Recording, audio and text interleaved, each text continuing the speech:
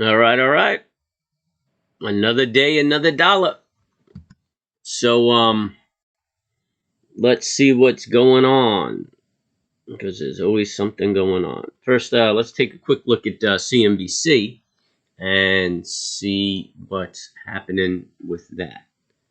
We'll continue without supporting because we're greedy Americans. So they're just talking about the inflation gauge, China kicking their feet. Oh, here's something interesting. Let's see if I can dig it up.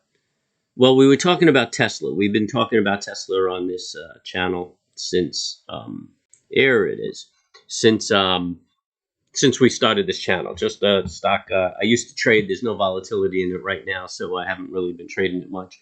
But I'm sure that'll pick up. But I always said that Tesla, as a car company, I was never really impressed with. I mean, it's good software and stuff like that, but I wasn't impressed because Ford, General Motors, even Chrysler. I mean, these are heavy hitters, and this guy's going against some big players in a market in which these companies are entrenched. And once they start pumping out their electric vehicle, they're going to fade off. Now, I got a lot of respect for Elon. I think he's a sharp guy.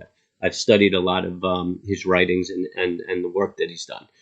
So I figured Tesla, to me, was always an energy company, a power company, a battery company, and a new age of power. And I think that's what his view for Tesla was. But he got into the market and got exposure and raised a lot of capital, just tapping into that EV market, knowing that once he opens up that EV market, the big guys would jump in and really crush him. And I mean, even Volkswagen, I mean, he can't compete against these guys. Or it would be a hard run, and there's a better direction to go. So now here it is, man. He's filing to become an electric provider for Texas. That's what Tesla is all about. This is actually, if you ask me, the ground floor of Tesla, because like I said, you're going to see them expand into power and power storage and a lot of environmentally friendly ways of creating energy. And then obviously with his technology and his batteries, he could store that energy. So anyway, that's something interesting. On the news front,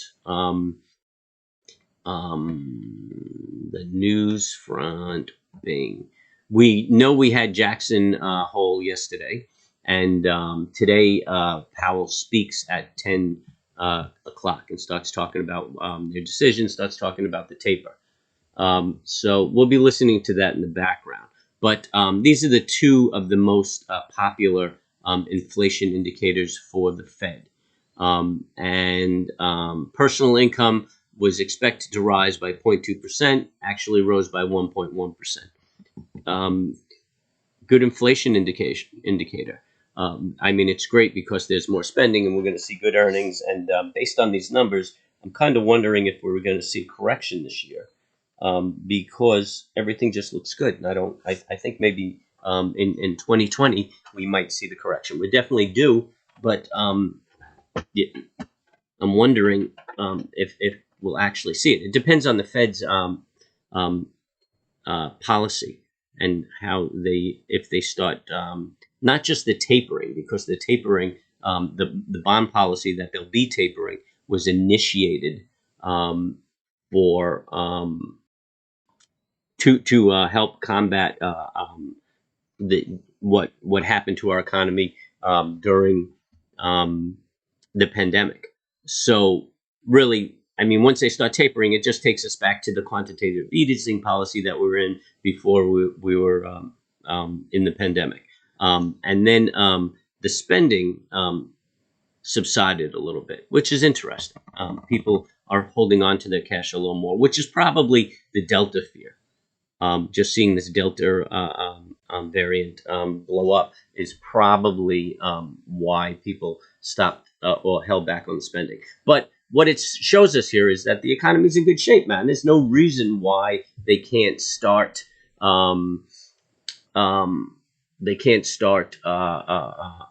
easing off on this bond policy. You don't want too much influence by the feds in the economy. You want it to be self-sustaining. So we need to get them out. Okay, so in the event that they do, and these are all my opinions, man. You know, I mean, the facts are the facts, but the cause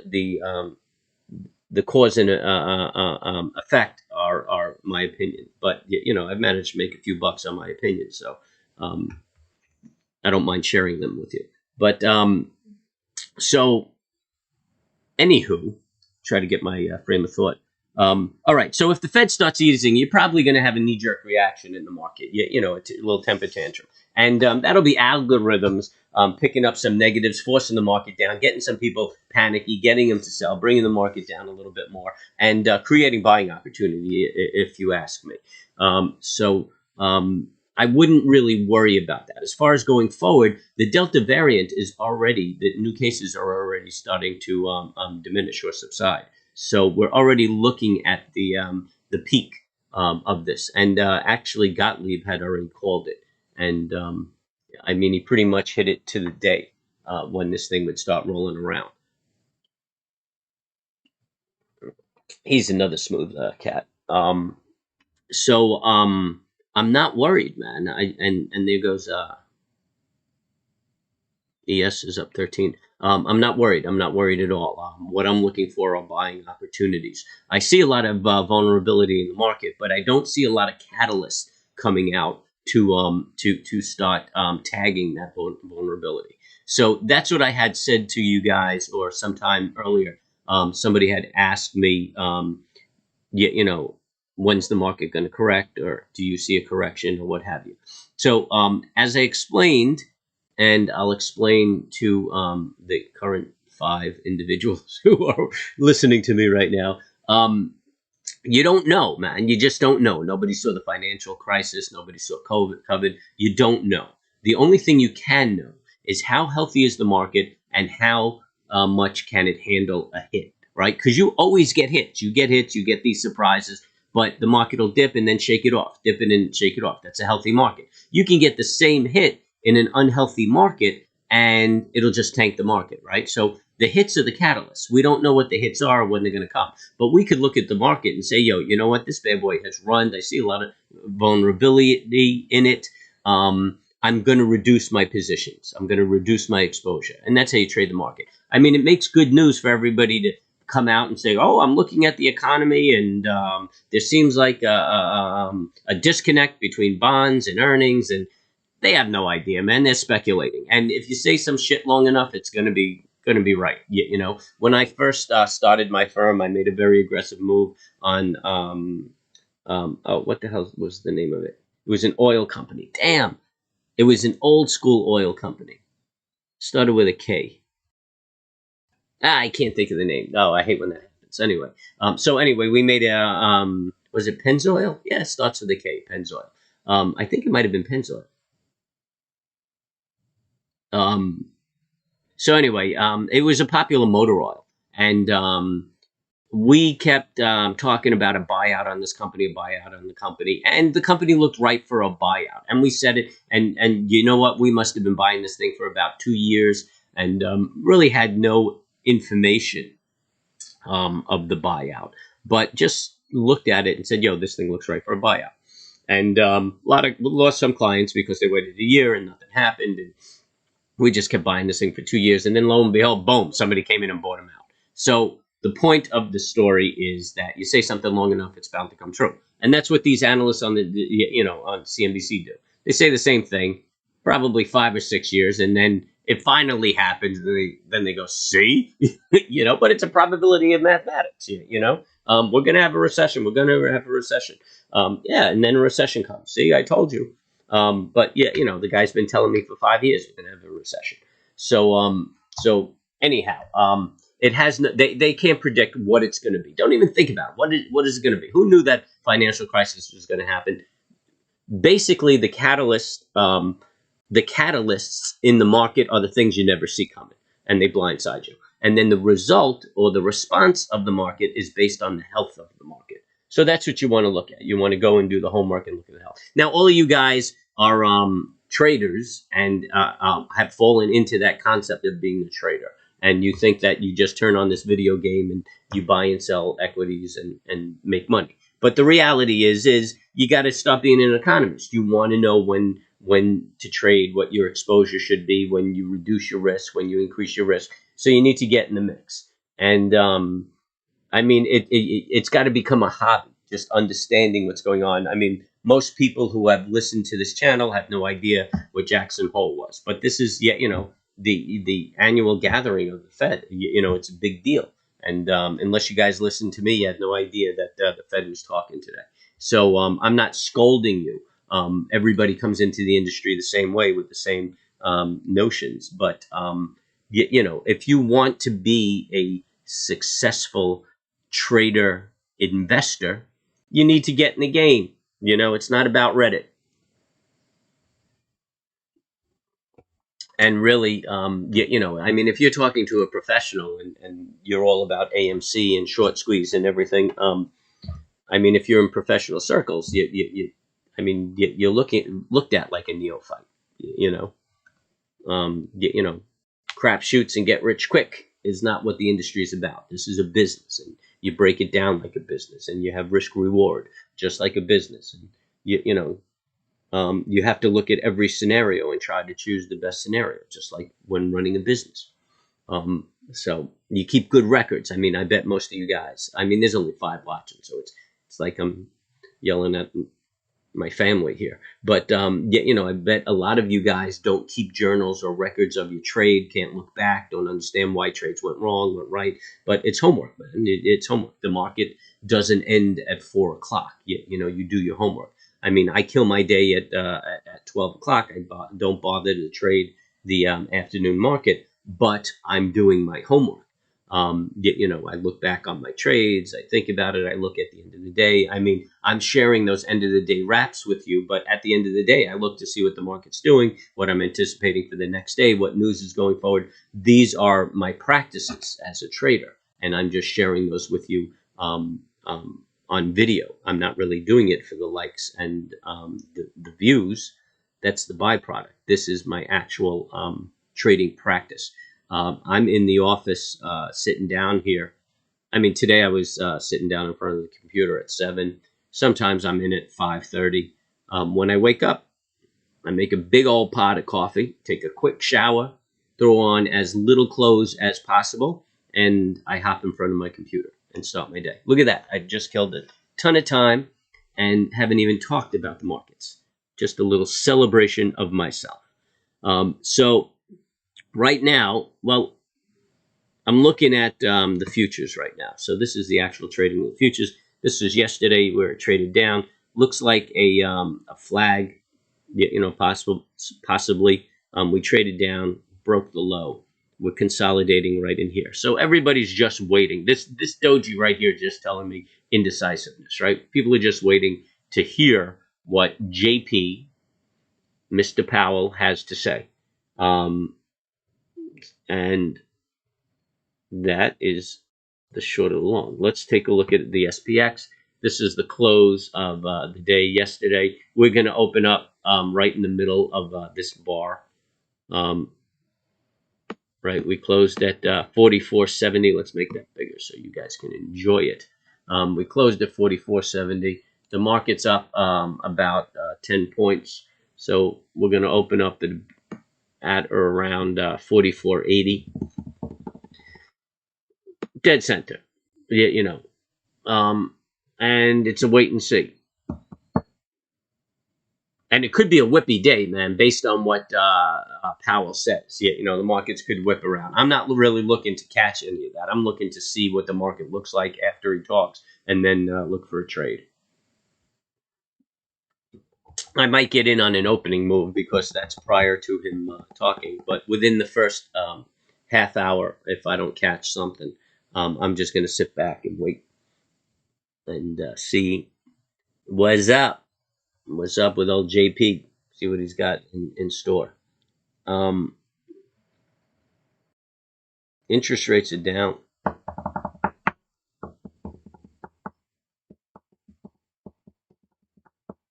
Or the yields are down at least.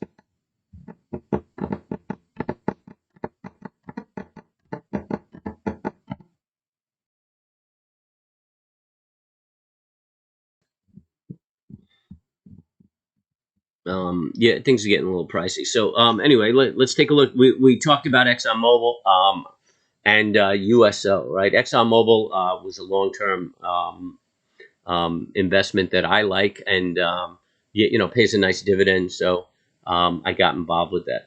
Pays a healthy 6% dividend. Historically, oil companies just pay out, and they're trying to attract investors and gain shareholder equity. So I think they're going to increase the dividends and woo more guys, more people into it, because everybody's looking for yield. So you could buy it any old place. I mean, I would buy a little piece and then see if it does trade back to about 53, where you can buy some more. It's about 55 right now. It's up a half a buck for the day, but that's probably a result of oil. So there's really, yeah, I mean, when you're investing, you're not really looking for an entry or too much of an entry. You take a look at the security, make sure you don't see anything that convinces you it's going to really pull back. But wherever you invest, that's fine. You have this little gap. It may come back and fill that gap. So you might take a piece and then wait for another piece to see if it fills that gap. Verizon's another good one. Pays a nice dividend, not a bad security, and it's just consistent. Pays dividend and not a lot of capital gains, but you'll gain cost of living and everything like that. So in 20 years, Verizon's going to be higher. It's going to pay you a lot of dividend just for holding it. USO, if you don't have the ability to trade oil futures, if you want to use or trade futures, a good vehicle is an ETF called USO. And I've traded it time and time again. I was in it at 15. I'm sure I have some left over.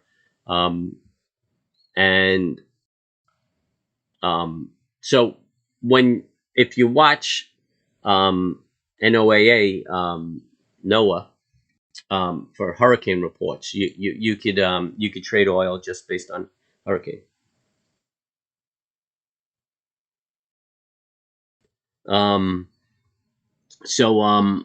Anyway, there's a storm that looks like it's going to turn into a major hurricane that's going to blast Texas,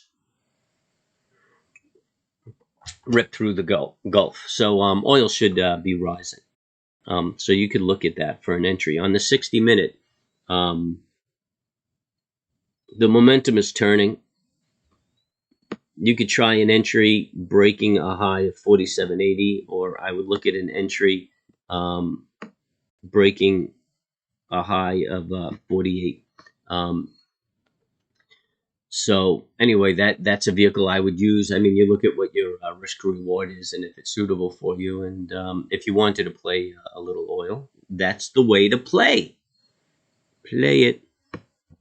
I like Virgin Galactic, but pain in the ass. I got out of a lot of it at 55, expecting it to pull back, and now it's down to 25 again, which I'm just kind of watching it and seeing if I see anything to encourage me to take another piece.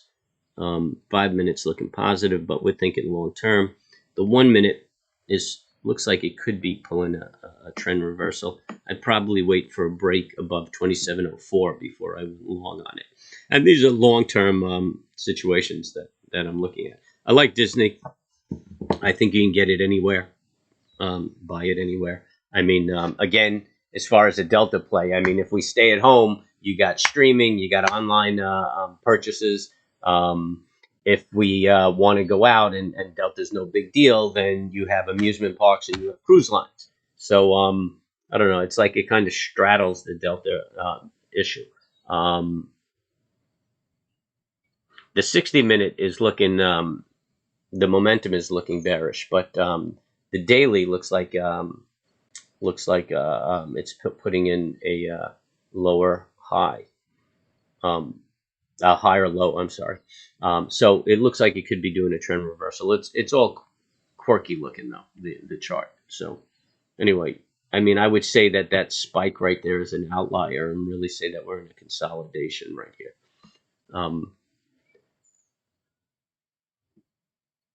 So anyway, another good long, if you're building a portfolio, and when I say long-term investment, I'm not even talking about a year. I'm talking about some things you buy and forget about, and you just let your equity build and let your net worth build. So don't look to trade these. Don't look for your profit next year. I think Disney pays 2% dividends. Not a big dividend stock, kind of outside my parameters, but nonetheless, I'm liking it. ARK. This is Kathy Wood's hedge fund, and this is a acknowledged short play. I mean, you have to have the ability to stay in it and wait. I don't know if you can get the shares to short. If anybody knows how to short, you have to borrow the shares. You could use some leaps to do it, but I mean, you're fighting time.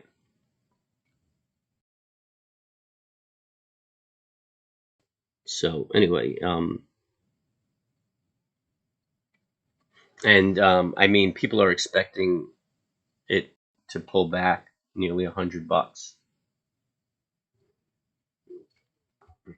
But she's doing all right, you know. Although I mean, I've seen that time and time again. You know, people make a name for themselves for a little while and then they fade out, like Elaine Gazzarelli. Amazon, I got no interest. Let's take a look at AMC. What on earth? There we go. Yeah.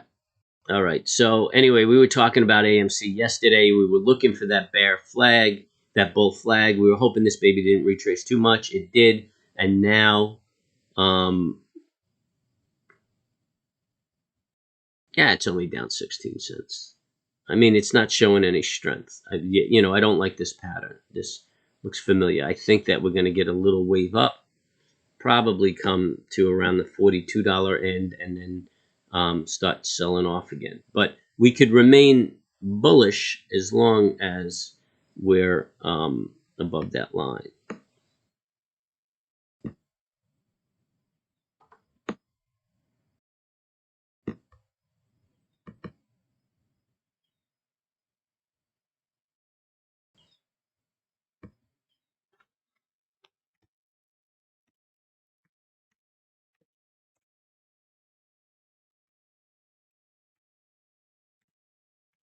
Let me just double check that, make sure I didn't see it backwards. I'm dyslexic. So 28.91, 29.40. Yeah, baby. So it's not uncommon that I invert numbers. I always catch it though, because I mean, been that way my whole life. So I have coping mechanisms. So anyway, we'll remain bullish above that line, but if it breaks that line, that baby's given a correction. Hopefully, it doesn't happen. I mean, you know, I don't know what Matt's going to be talking about if this thing goes. I wonder what his what Plan B is for his channel, or maybe he just hops on Reddit's and keeps it going.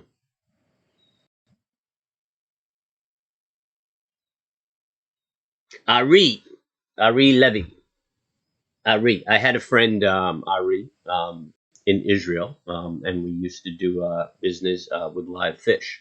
And actually, that's how he became my friend. We started working together, and he was kind of an import export expert, and he actually helped me import and export things from all around the world. Ari.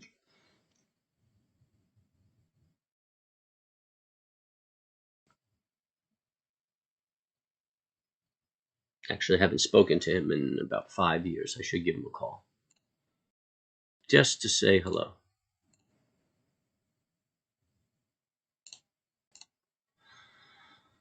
Hello, my friend. Hello. Uh-oh, here we go.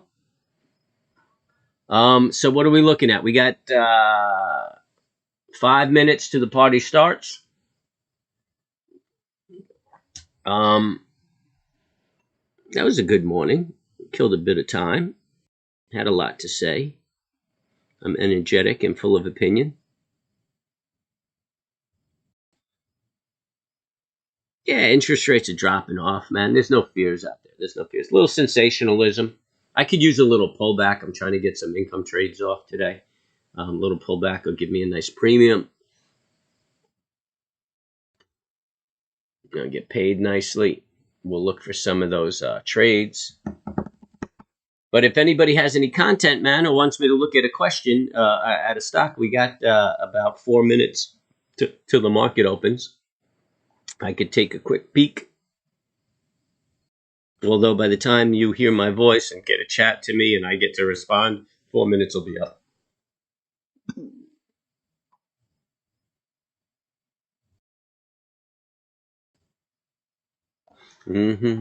I enjoy having 5 or 6 people.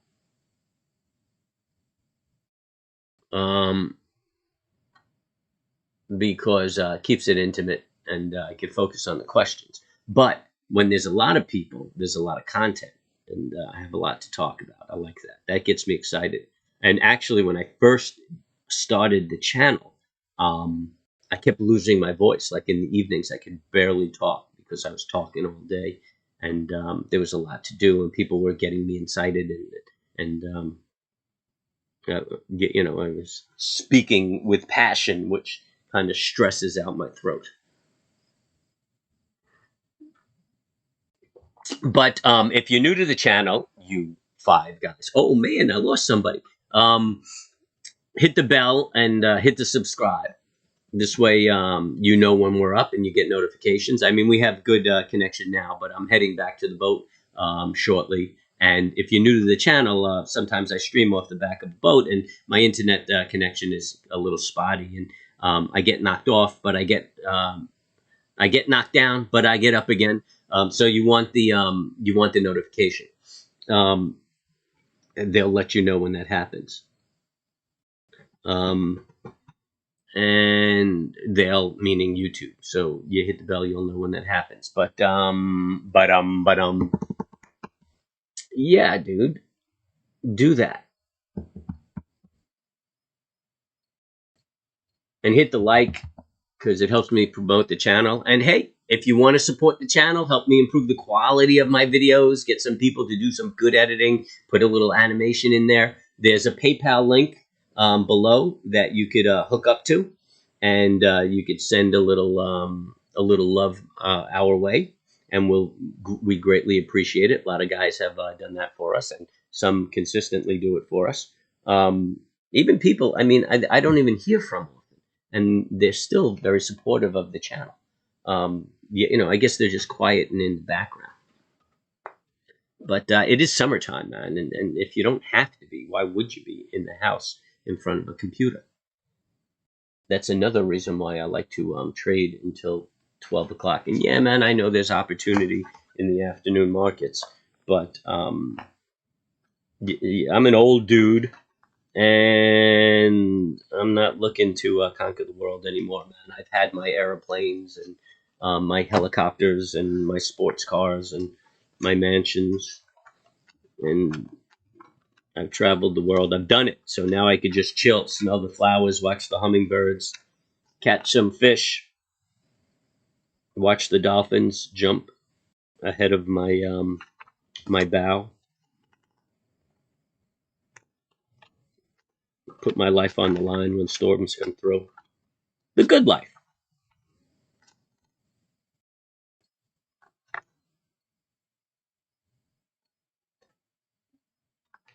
Mazda stores. What the heck? I'm looking at a magazine. Oh, Mazda stories. Oh my goodness. You know what, man? Don't send out the publication and knock a few thousand off the price of a car, you know? Mazda stories. How ridiculous. That goes in the circular file.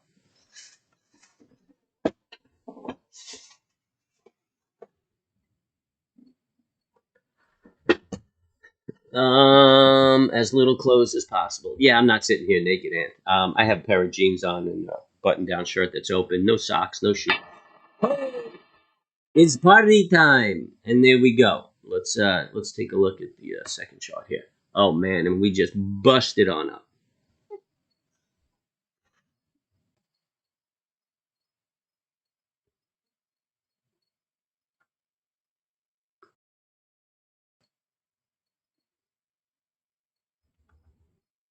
Oh,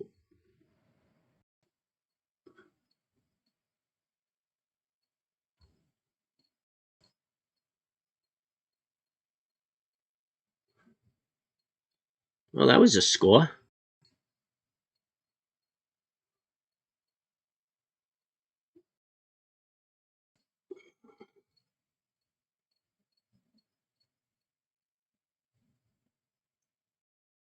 Hmm.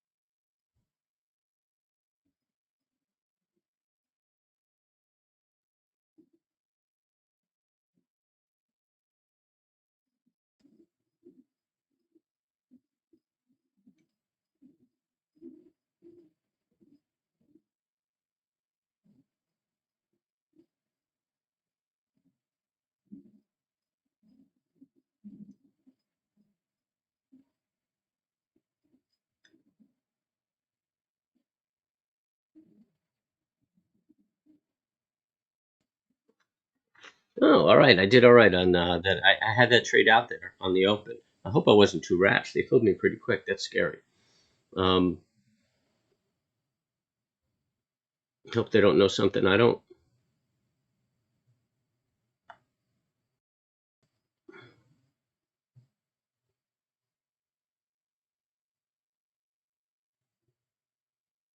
Well, it gives me forward a buck.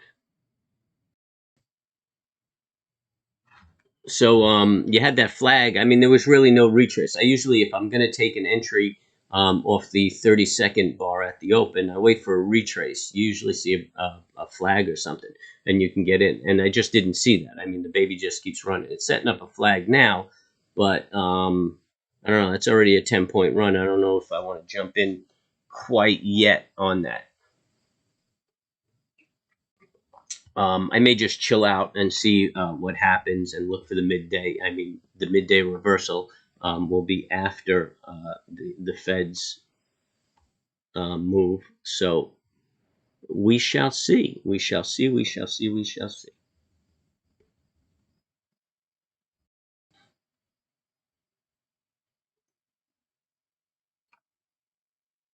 And that's going to be the focus right now. We'll fire up CNBC too. I'll have it in the background. I don't know if I get restricted. I guess it's public information. I don't know if I'm restricted if it comes across on my stream. Not that restriction is really a big deal. I mean, it's not like I'm looking to make any revenue off the channel.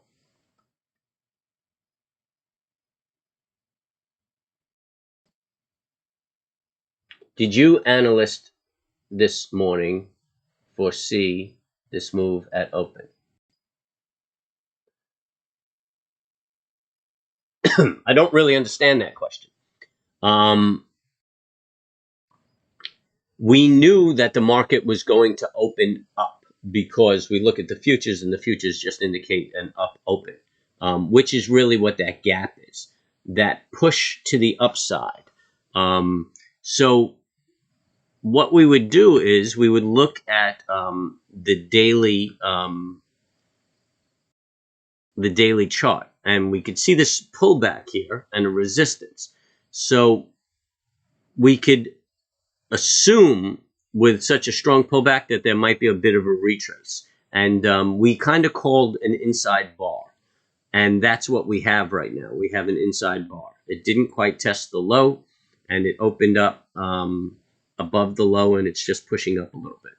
And that's kind of a consolidating move. When you look at the move, this morning move, in and of itself, it looks like it was a big move and something to take advantage of. If you bought it right at the open, you would have picked up. I mean, it's not even 10 points, or maybe it's about 10 points. Nope, it's not. It's maybe 8 or 9 points. So that's what the move has been, 8 or 9 points. And now we're putting in a double top and we're chilling. And I think there's a very good chance we're going to be rather range bound until we hear from the Fed. But I was asking, when you look at the daily chart, do you foresee this move?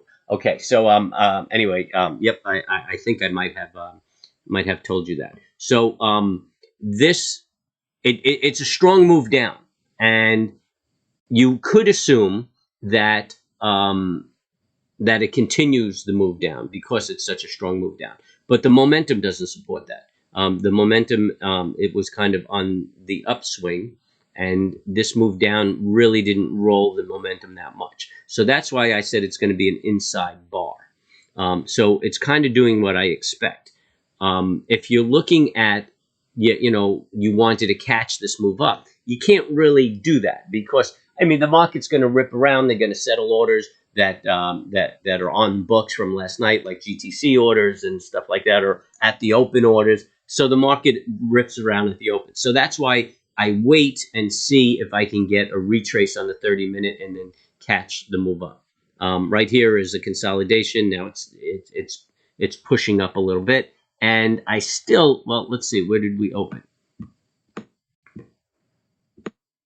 So if you got in at the low at 74, you're just seeing 10 points, on the move. So there's really no move there that you could have captured. I'm looking right now at the 2-minute chart, and I see a little flag built right there, and it broke it and it pulled back. That's not how you want to see a flag behave. So it's telling me that I'm feeling a little bit of a consolidation.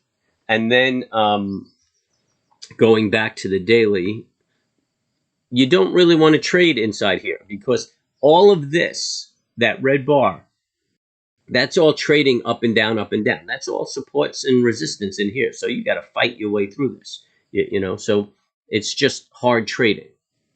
And then we have Powell out there. So that makes me even more apprehensive. And like I was saying yesterday, since June, I think we had one losing day, and we lost like $30 a contract. And we've been very profitable, but we've had a lot of no action days where we took no position and just sat on our hands. So it's that conservative nature that I think is why we had just one losing day in 3 months. And being that it's the summer, there's no movement, I really decided to back off. And really, if I go back through history, this is probably one of my most profitable summers. Most profitable based on the relativity to the risk or the downside or my max drawdown. So I'm not talking dollar-wise, but I'm talking about based on risk and max drawdown. This has been a very productive 3 months, which is uncommon, man. Usually this is the worst time of the year, at least for me. I've got to add this. I've got to journal that trade. If you will all be patient.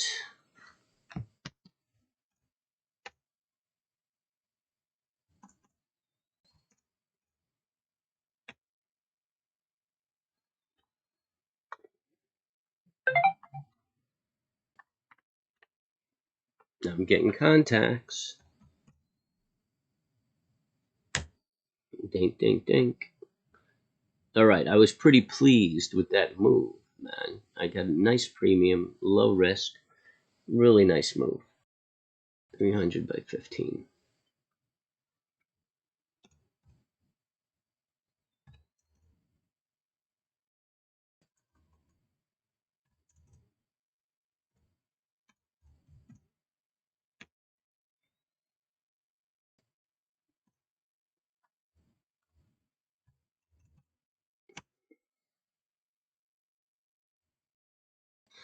Just building up that September paycheck.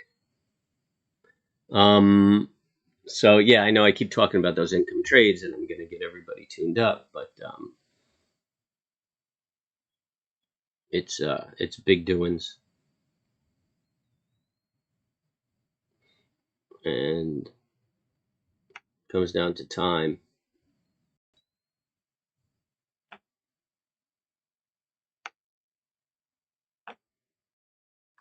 I'm still working on the discount server, which we have it all set up now. I just have to see how I'm going to work it out. And had I not jumped from the boat, I had to just go take care of some things. But had I not jumped from the boat, it would have been attended to already. So the composite is up 28, and the Dow is up 94.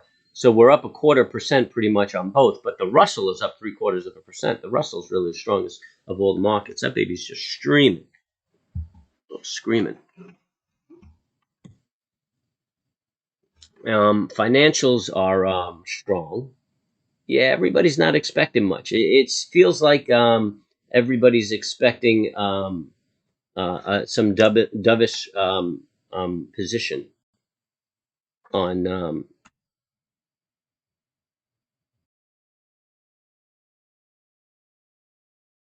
No, that bar doesn't look right at all.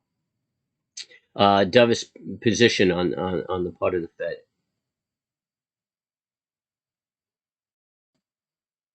Energy's up also.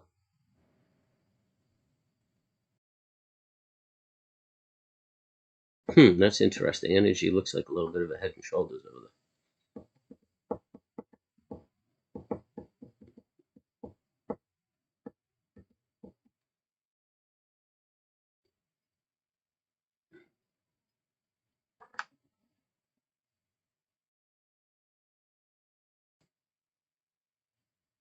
I think we could see about 70 points in the energy market. I wonder how that correlates to USO.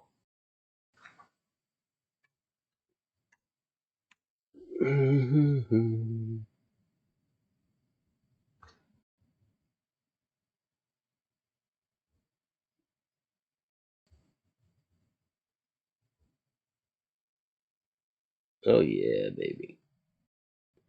I could see.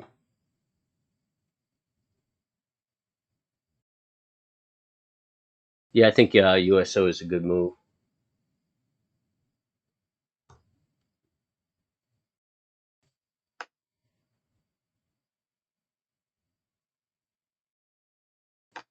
I mean, if we could see it break 51, then it'll really stop moving.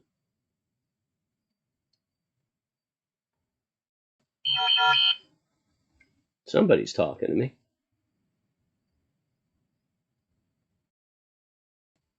This was the Russell.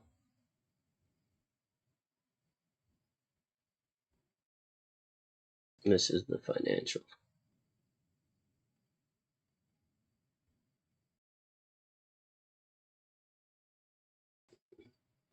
Dow looks like it put in a little bit of a top. It's pulling back a little bit. Composite 2 made a little double top on 1 minute. It's pulling back a little bit.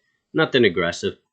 We're looking at a flag on the 5 minute on the S&P if you're playing those options.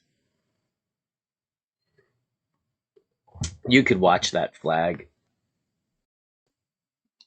So everybody who's new to the channel, I pretty much trade the SPX, and I mean it's easy, not a lot to manage. I mean, I know some guys that are out there with 4 or 5 positions at a time. I did that too when I worked for a living.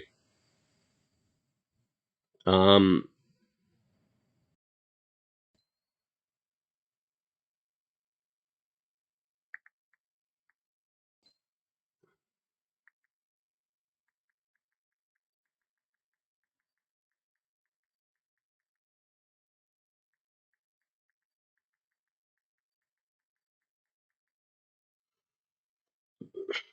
um, So anyway, yeah, you know, I focus on, and that's a good place to start, man. You focus on one market, you focus on understanding that market, become a master in that market, and then if you want, you could expand to other markets if you don't feel that you're making enough money from just one market. But you got to figure out what your goal is. Is your goal to trade the markets, or is your goal to make a living and make money?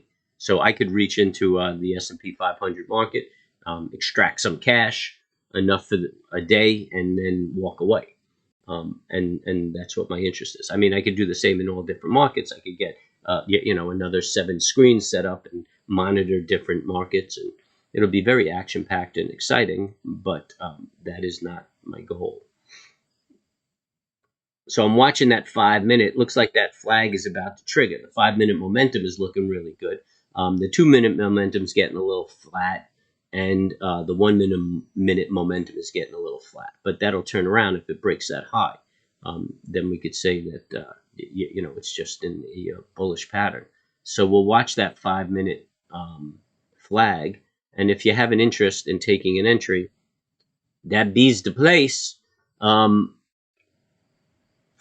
going to lay off just because we got Powell out there. What time is it? Markets are moving up. You're getting the support. Here goes the composite. If the composite breaks the high, it's going to drag that S&P right up. We got about 15 minutes to Powell, so you're playing it close to the bone, but you might be able to pick up a few shekels.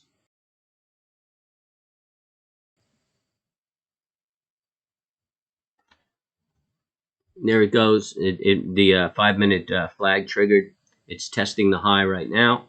This is where your risk is. You should move your stop to your entry. Oh, there you go, and you broke the high. That's it. It's a good play. Should be up about $3. If I were in it, I'd be taking one off right now. 1/3 of my position I'd probably be reducing. You pick up about $1.50, $1.75 an option. So that's 150, 175 a contract. See, but it's kind of stalling. It should just be ripping. It should be screaming. Yeah. This is also because, like I demonstrated before, here on the daily, it's an inside bar. So we're fighting all that support and resistance in yesterday's bar, and you don't like that. If the flag broke the downside, then that baby be a mover. If the flag broke the upside of the high of yesterday's bar, then that baby be a mover. But now it's just just fighting. Too much work. Oh, there it goes. It's pushing up. It's grinding up.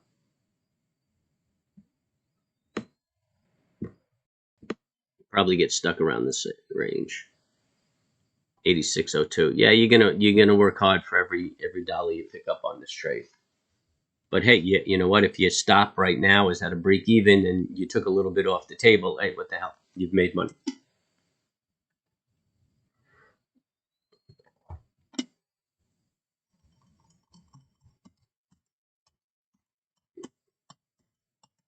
I didn't take that trade again because of Powell, but if anybody did, then boom, another profitable day. You can go home and count today green. It's not easy being green.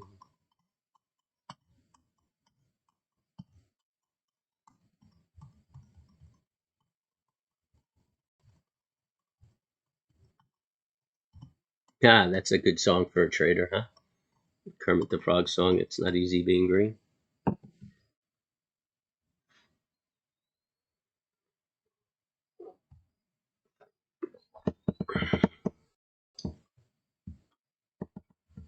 Made some coffee this morning.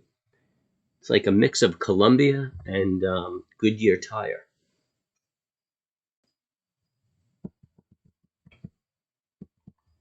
Might have to soak my coffee pot.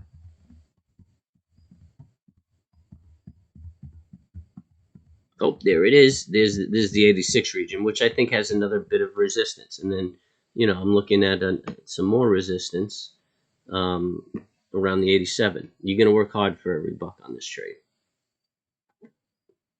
Anybody take this move? Anybody?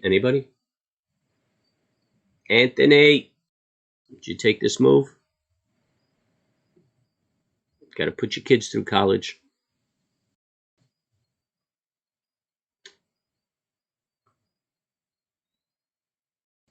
Producer, I know you take a lot of the moves. Did you take this move?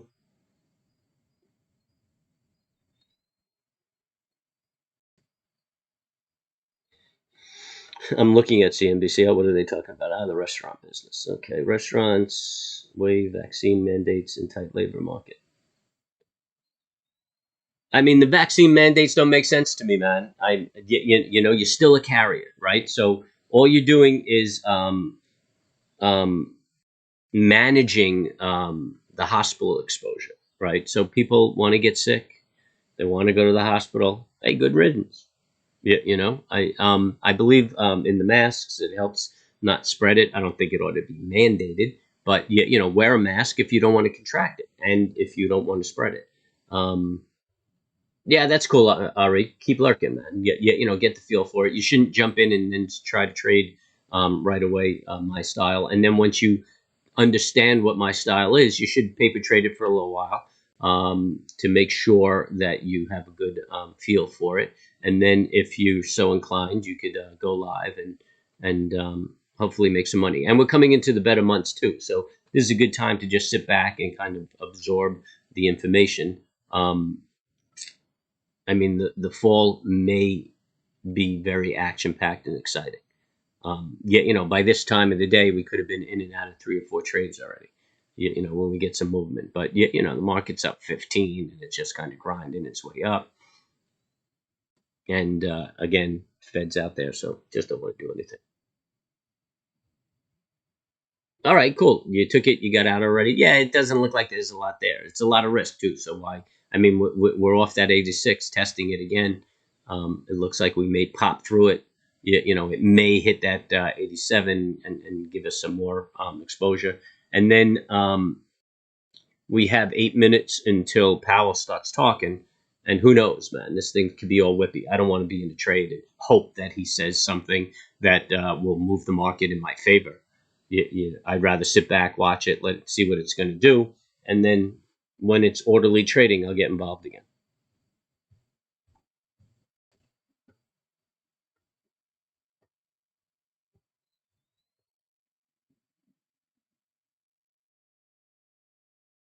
Yeah, that's good. Yeah, I like trailing stop orders, especially on my last piece. If you're peeling off like I do, I like to throw a trailing stop on my third and let it go. I mean, there have been times that I've been in a position overnight and it just kept running and running and running. Which that's kind of risky because you could wake up and the market could open away from your stop, above or below your stop on a gap, and then you get hurt. But I've trailed it and done very, very well.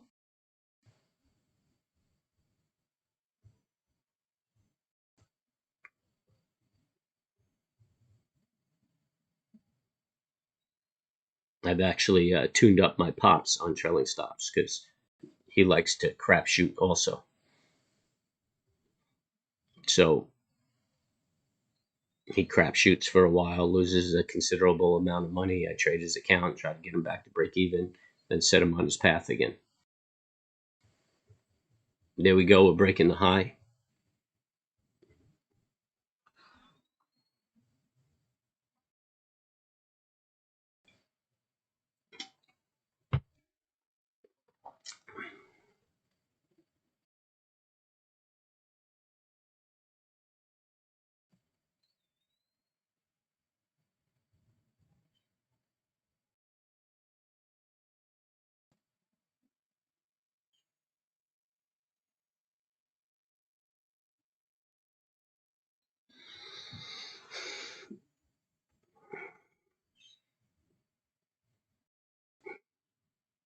Six minutes to JP.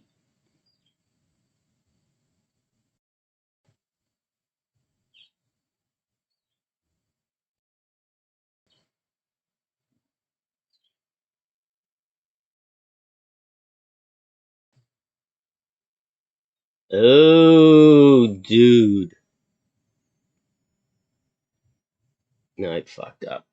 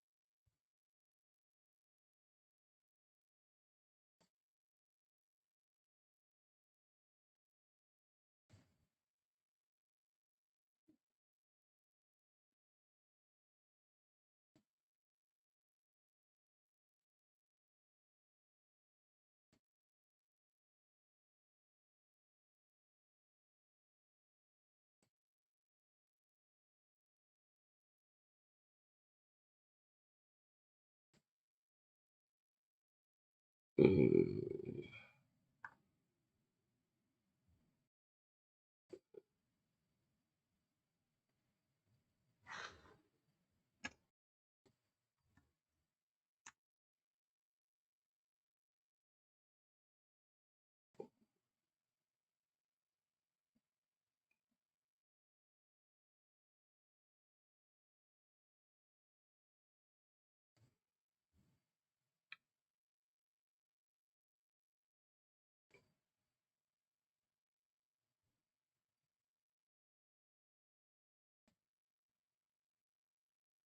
now I know why I got hit so quick.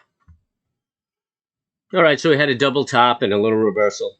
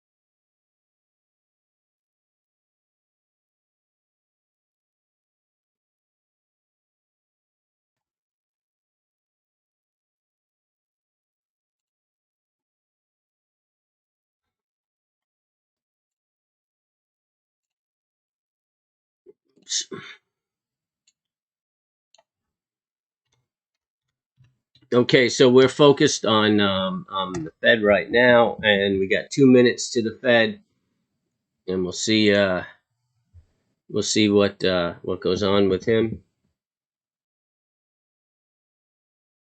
SPRT. Do I see it? I don't understand what your question is. If you want me to look at it, I could look at it, but actually, could we just put that on hold because I'm watching the Feds right now. I want to see how the market behaves.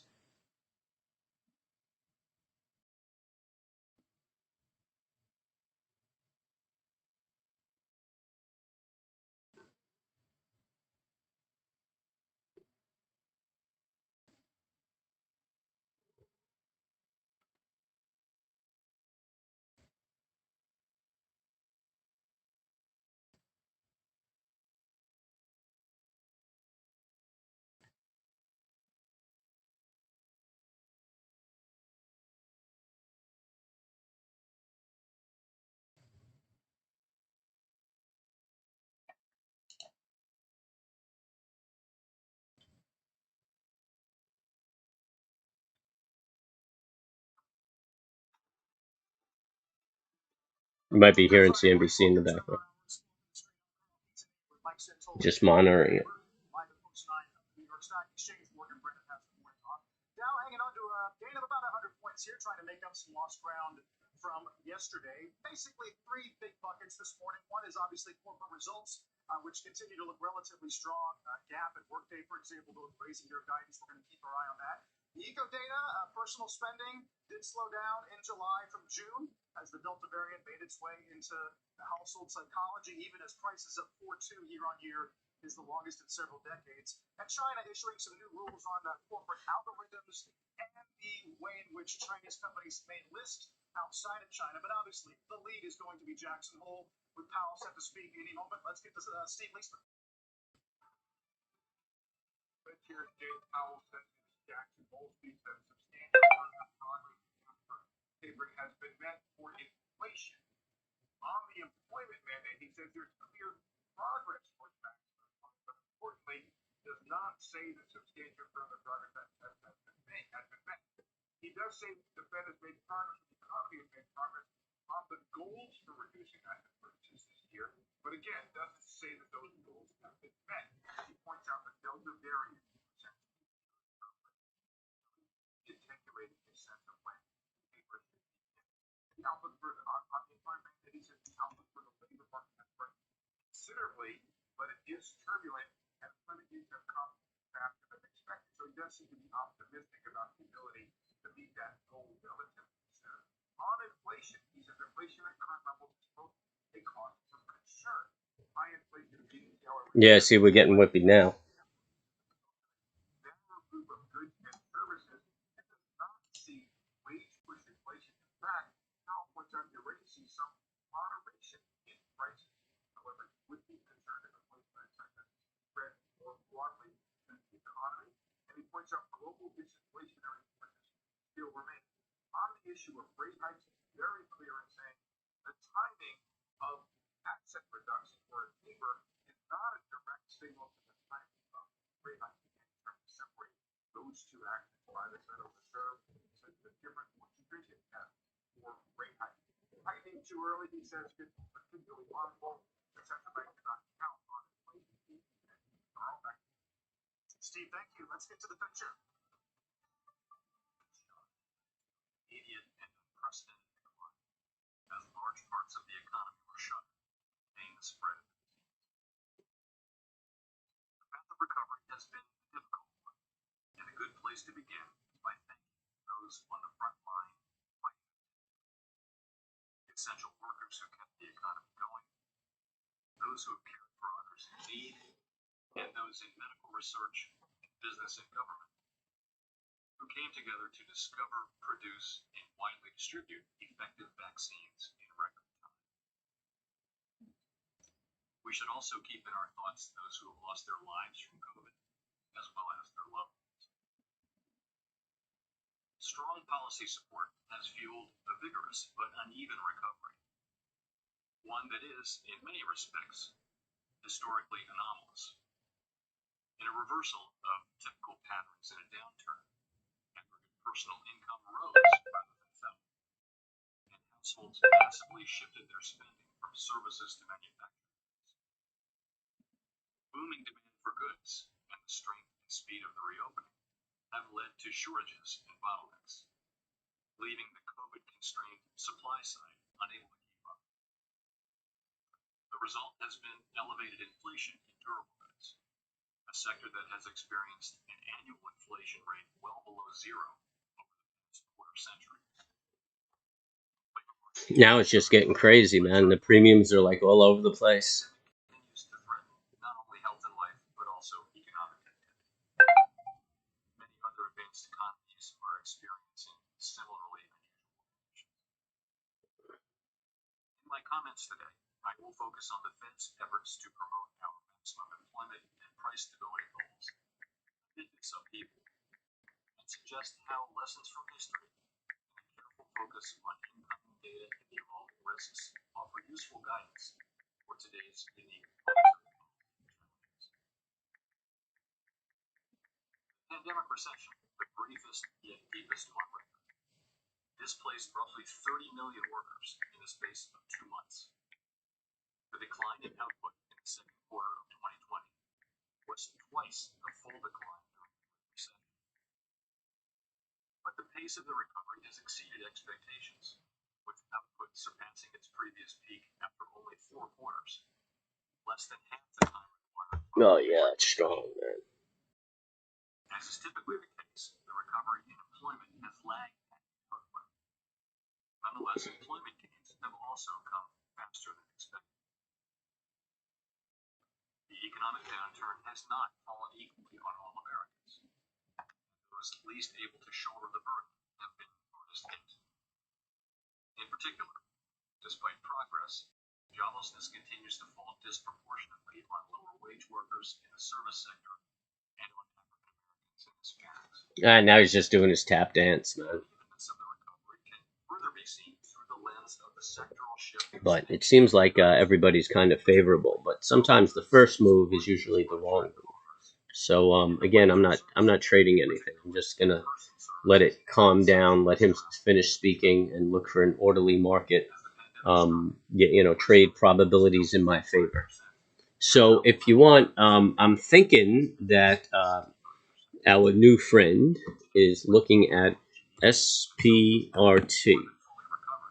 Services spending remains about 7% below trend.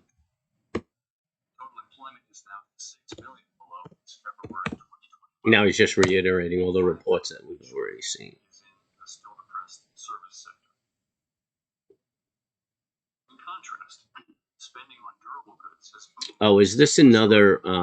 Yeah, this is another meme situation, right?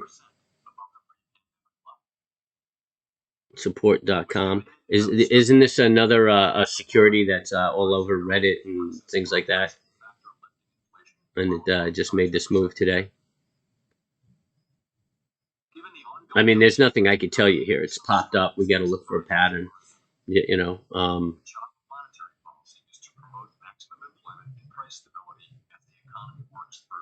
It's just not an orderly trading situation. So there's really nothing I can tell you right now. I mean, other than it's up.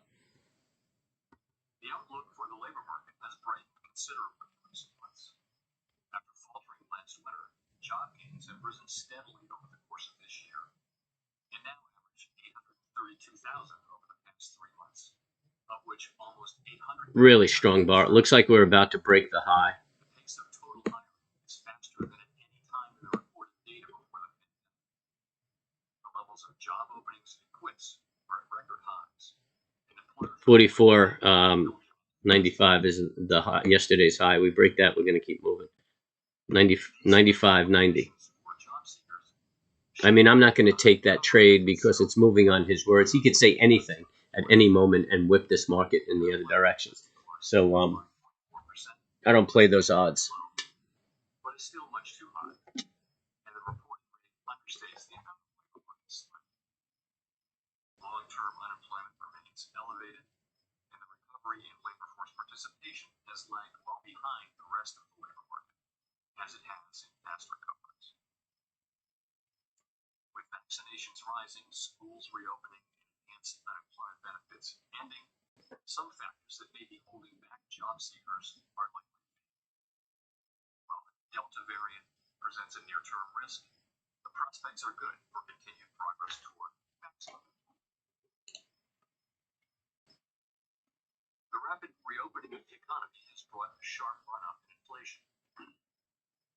Over the 12 months through July, measures of headline and core PCE inflation have run at 4.2% and 3.6% respectively, well above our 2% longer-run objective. Businesses and consumers widely report upward pressure on prices and wages. Inflation at these levels is, of course, a cause for concern. But that concern is tempered by a number of factors that suggest that these elevated readings are likely to prove temporary. This assessment is a critical and ongoing one, and we are carefully monitoring incoming data. The dynamics of inflation are complex, and we assess the inflation outlook from a number of different perspectives, as I will now discuss. The spike in inflation is so far largely the product of a relatively narrow group of goods and services that have been directly affected by the pandemic and the reopening of the economy. Durable goods alone contributed about 1% to the latest 12-month measures of headline core inflation. Energy prices, which rebounded with the strong recovery, added another 0.8% to headline inflation. And from long experience, we expect the inflation effects of these increases to be transitory. In addition, some prices, for example, for hotel rooms and airplane tickets, declined sharply during the recession and have now moved back close to pre-pandemic levels. The 12-month window we use in computing inflation now captures the rebound in prices, but not the initial decline, temporarily elevating reported inflation. These effects, which are adding a few tenths to measured inflation, should wash out over time. We consult a range of measures meant to capture whether price increases for particular items are spilling over into broad-based inflation. These include trimmed mean measures, and measures excluding durables and computed from just before the pandemic. These measures generally show inflation at or close to our 2% longer-run objective. We would be concerned at signs that inflationary pressures were spreading more broadly through the economy. We are also directly monitoring the prices of particular goods and services most affected by the pandemic. Woo! We are just running. We're testing Wednesday's highs. 501.71 will be Wednesday's high. Then used car prices will soon be pulling measured inflation down, as they did for much of the past decade. This same dynamic of upward inflation pressure dissipating and in some cases reversing seems likely to play out in durables more generally. Over the 25 years preceding the pandemic, durables prices actually declined, with inflation averaging negative 1.9% per year.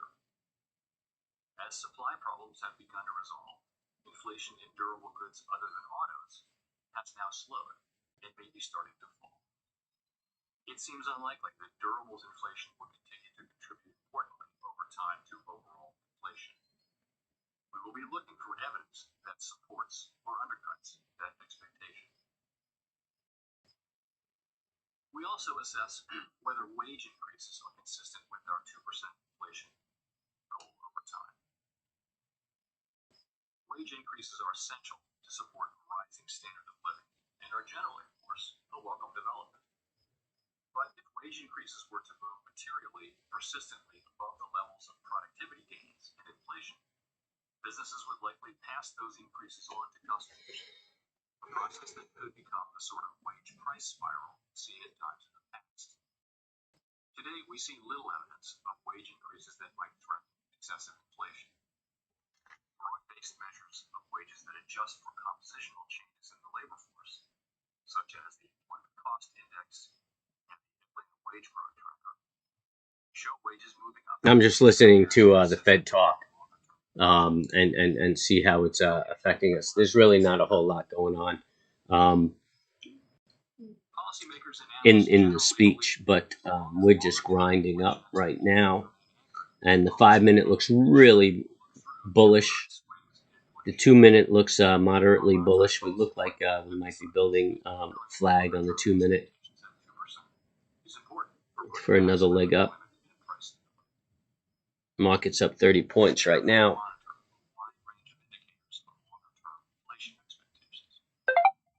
These measures today are at levels broadly consistent with our 2% objective.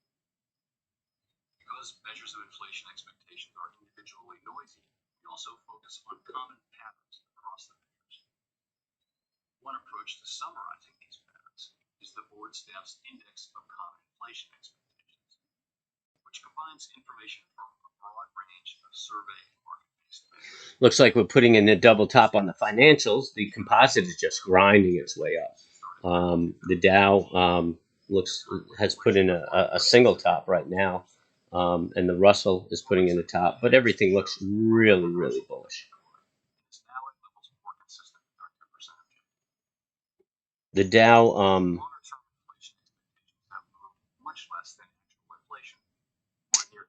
the Dow momentum looks like it might be waning a little bit, so we may be looking at a pullback. On the S&P, I'm looking at the 30-second bar, and I definitely see a divergence on the. I definitely see a divergence on the 30-second chart. Since the 1990s, inflation in many advanced economies has run somewhat below 2%, even in good times. Low inflation likely reflects sustained disinflationary forces, including technology. No, we're breaking the high right here. We're looking to break yesterday's high. I think that was 501.90 is yesterday's high. And we're testing it, but crazy divergence on the 30-second. I mean, it could still just keep grinding up, but that makes me a little apprehensive. I think we could, what time is it? We could start looking for that retrace once this guy stops talking. But we got at least 15 minutes before the mid-morning reversal. You're talking like 30-point move up. You might very well see a 15-point move down on the mid-morning reversal. It seems more likely that they will continue to weigh. I don't know how long he intends on talking. We will continue to monitor incoming inflation data against each of these assessments. To sum up, the baseline outlook is for continued progress toward maximum employment, with inflation returning to levels consistent with our goal of inflation averaging 2% over time. Let me now turn to how the baseline outlook and the associated risks and uncertainties figure in our monetary policy. The period from 1950 through the early 1980s provides two important lessons for managing the risks and uncertainties we face today. Oh man, he just went back to the 1980s. Hope he doesn't start talking about every year.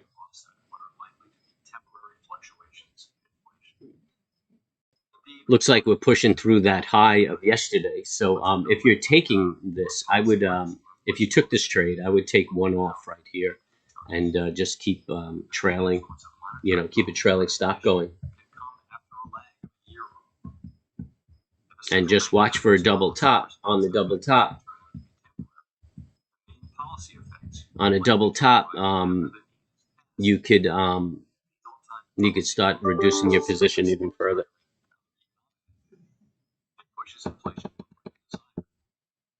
Today, with substantial slack remaining in the labor market, pandemic continuing.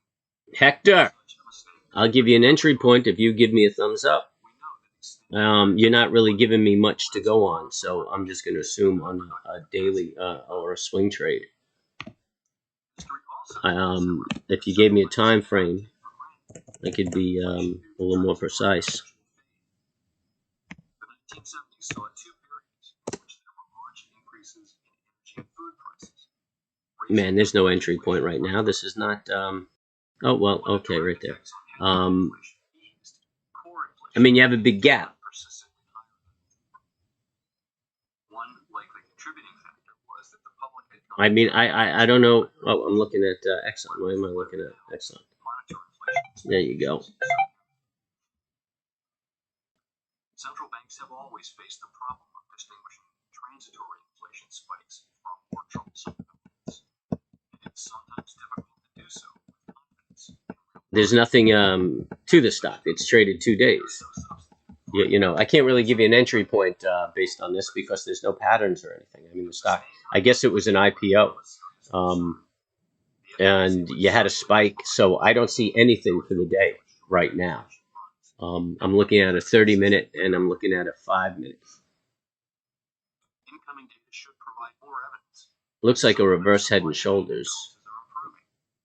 But with that tail, I mean, I really can't give you any guidance on the entry point for that. We also expect to see continued strong job creation, and we'll be learning more about the Delta variant effects. For now, I mean, theoretically, you would have to wait for it to break the high of today before you took an entry. Right now, it's who knows. Or if it breaks the low of yesterday, you could take a short right there. But I don't know if this is a brand new security. It's not marginable, so you wouldn't be able to borrow it to short it. So yeah, I don't see anything that would give me an entry on it. Are well suited to address today's challenges. We have said that we would continue our asset purchases at the current pace until we see substantial further progress toward our maximum employment and price stability goals, measured since last December. Oh my God, this guy's so boring. Like listening to him speak, I just want to slip my wrists. We broke yesterday's high. Oh man, this baby's just screaming. Progress toward maximum employment. At the FOMC's recent July meeting, I was of the view, as were most participants, that if the economy evolved broadly as anticipated, it could be appropriate to start reducing the pace of asset purchases this year. The intervening month has brought more progress in the form of a strong employment report for July, but also the further spread of the Delta variant. We will be carefully assessing income data and the evolving risks. Okay, so based on what he's saying right now and how he's looking at the Delta variant, I'm pretty confident they're going to start tapering this year.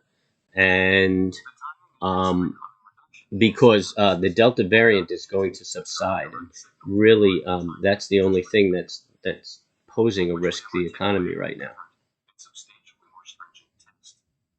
everything's grinding up, but the momentum is just flat. So I'm just not comfortable with this grind up. So I would, if you're long, I would be careful and just watch your downside on this.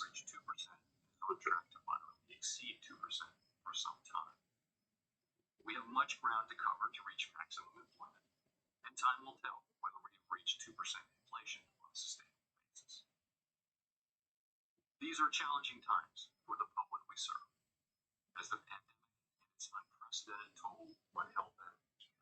And they're still pointing at the pandemic. But I will end on a positive note.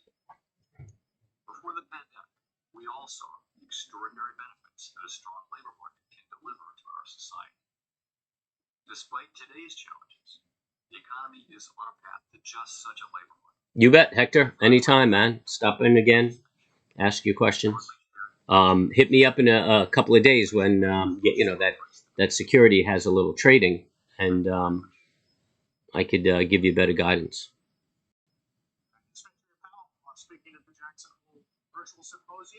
That's it. He stopped talking. So now we could look for a midday reversal, which I'll probably participate in that. A lot of discussion in the early going here about how much of the text circulated around the idea that inflationary forces may be temporary, which brought us at the top of the hour. He is all in on the transitory play here, Carl. He says he doesn't see it in wage inflation. He sees already sees some moderation in pricing. He's not concerned to see the wage price spiral. He says now that he's certainly concerned about inflation and said, hey, if it's too high, we're going to take action on it. But he's at a step, Carl, with at least some members of his committee who are much more concerned about inflation. Come on our air in the last several days, including this morning at 10.1. We see the inflation issue as less transitory. But if there were a motion to describe what Powell did. So I'm still listening to CNBC. That's why I'm not gabbing too much. Yeah, kids are getting it now here, Ari. But yeah, South Africa is a big different situation. I mean, we have 70% of our population vaccinated, and those who are taking a beating from Delta right now are the unvaccinated. You know, you know, our market is not really looking at South Africa; it's looking at our economy, as callous as that may seem. So over here, we're starting to see the new cases fade. So we've already peaked on the Delta.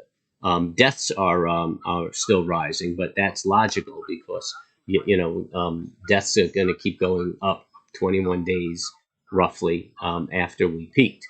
So, but you know, you could see the light at the end of the tunnel on this thing. But yeah, the rest of the world is going to have a really hard time. But when it comes to the markets and the economy, that's not really what we're looking at.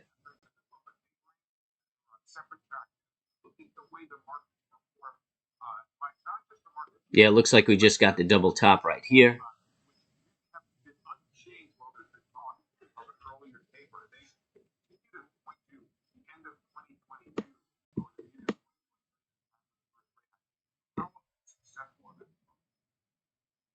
When we look at the difference in perspective on the transitory nature of inflation between Powell and some other members of the Fed, is there anything that we can look at specifically in terms of the data that they're interpreting differently? I'm going down, down, down, down. That's a great question, David. What we heard this morning and yesterday from the Fed president. I'm taking one off right here. So I've got a third of my position off, and I got 2/3 I'm holding. And I'm being aggressive with my stop. I'm at the break even. I like it though because it looks like the 1 minute kind of tested that high twice. The 2 minute is breaking the previous bar, which is lovely. I think it behooves us to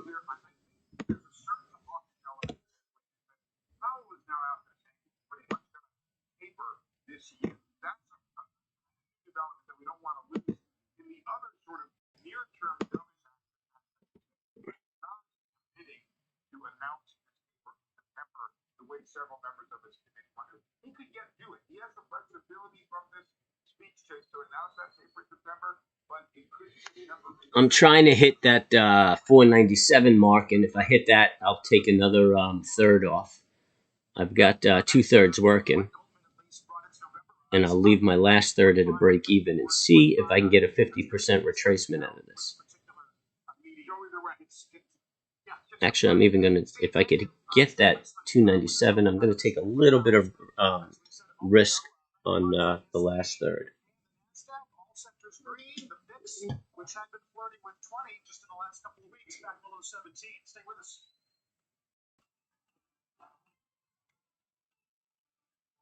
Composites trading off too, which is supporting it. The Dow is trading off a little bit. The Russell just keeps grinding higher. Come on, a little bit more, man. 2 more points. Don't do it. Don't do it. Don't do it. Just give me those 2 points. Momentum looks good to the downside. Just wish it would move a little faster.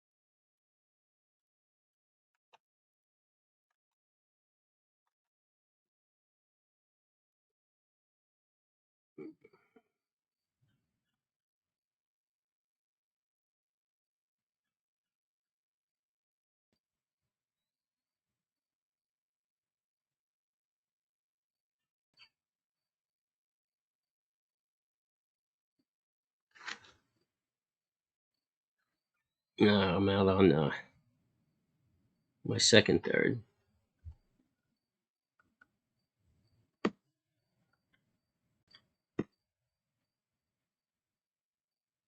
So I've got a third left, and I'm putting my stop.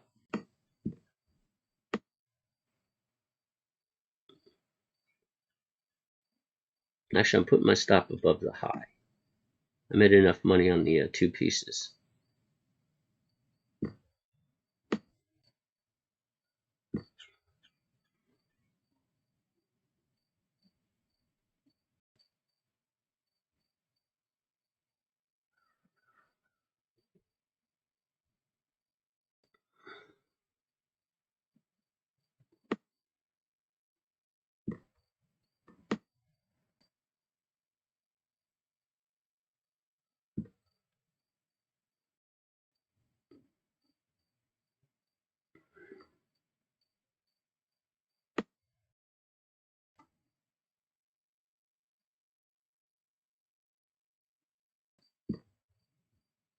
So I made a $1.25 on the first piece.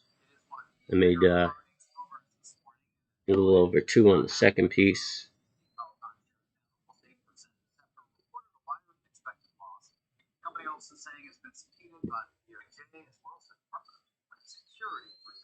No, I made 3 on the second piece. So I'm risking $100 a contract on my third piece to see if I can get this thing down to the 4,489.78.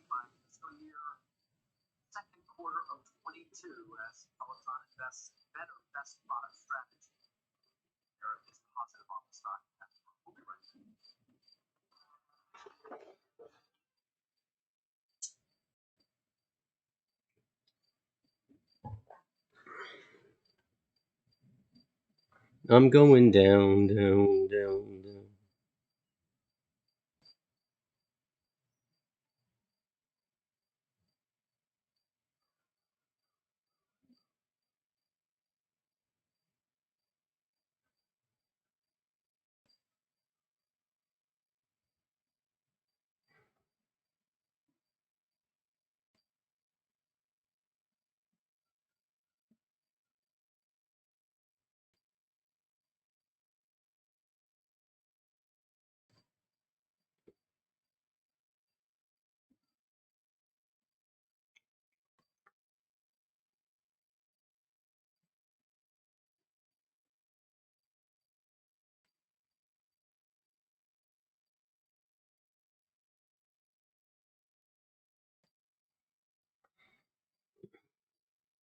Things are getting quiet.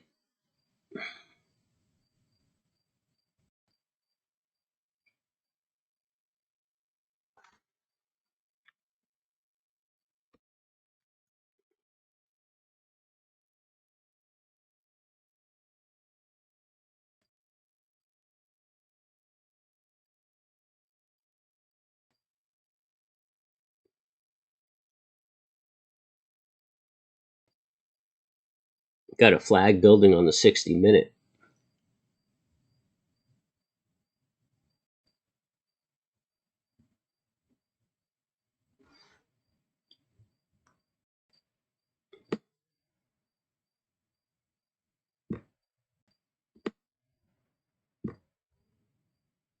It's a brand new bar. Let's see what it does. Got a flag on the 30-minute building. Momentum is strong. I don't know how big a retrace we're going to get here. Welcome back. I'm Solomon, and here is your CBC News update at this hour. Evacuations have resumed in Afghanistan after attacks killed 113 people and injured 180. It was a deadly scene.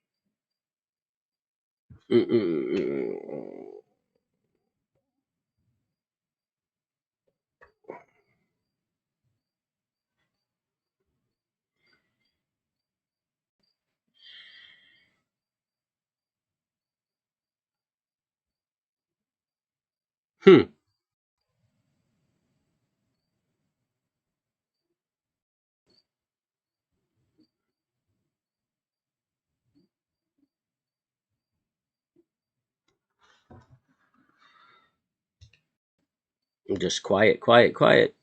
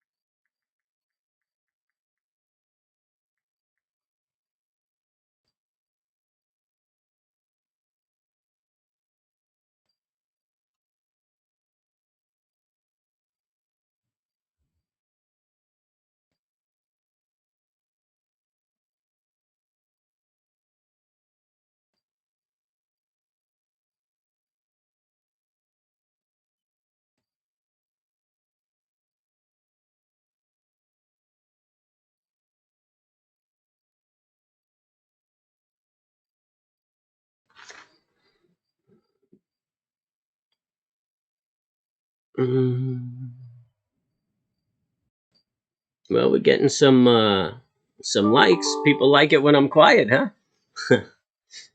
Can't really look into that, right? Not too much.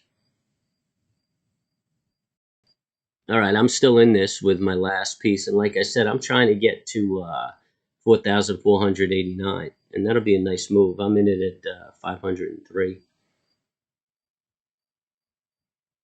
and change. I'm just leaving off the fractions in the back. This baby's gonna really have to start moving. We got to break that 497.97, and our next goal would be 495.06. We'll see if it can continue there.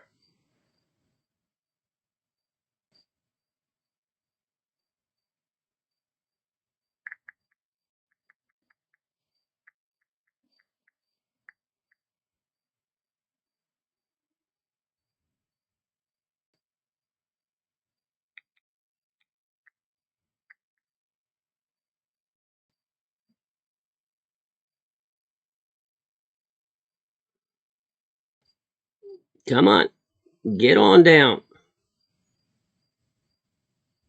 It's actually just finding support at the at the 23.6 retracement, and it's got to break that.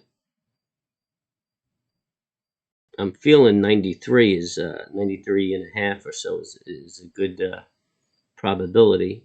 I'd like to see that 89 or 90.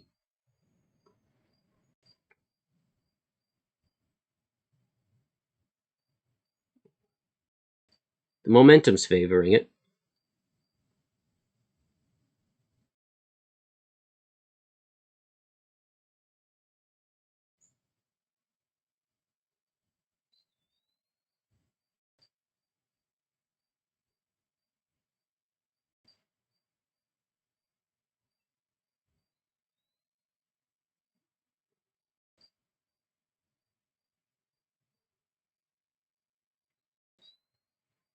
Nope, looks like that 30-second momentum is flattening.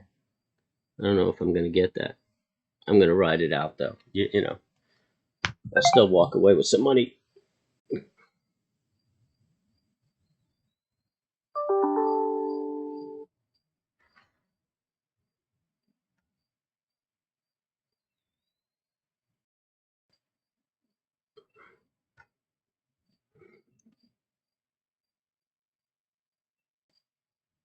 No, this is what I hate, man. See, now the market's just slow, and we just got to wait for this thing to work out. I mean, I don't chase the excitement, but I just like my trades to move.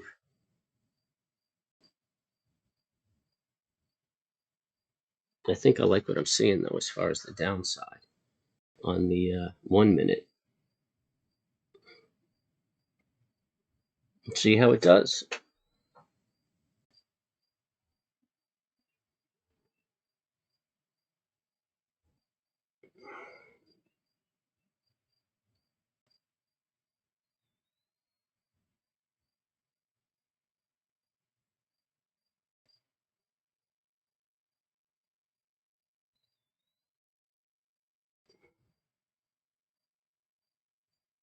Looks like everything's just going into consolidation right here.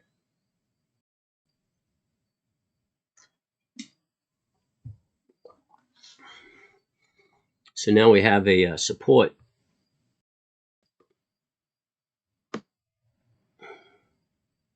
right here. Let's expand this and clock it since we have great interest in it.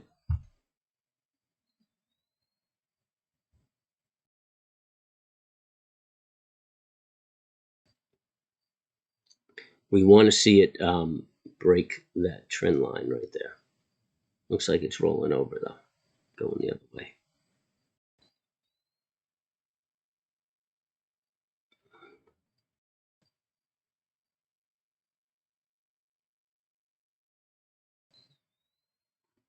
We could call this a micro trend in here.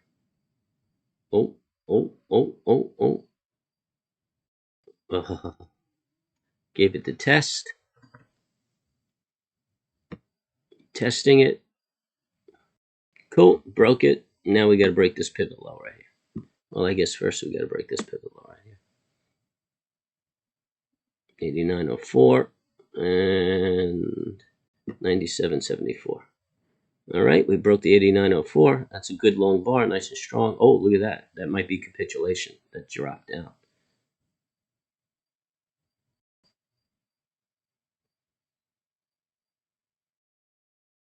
And there she goes. All right. We're looking for 495.06 as our next target.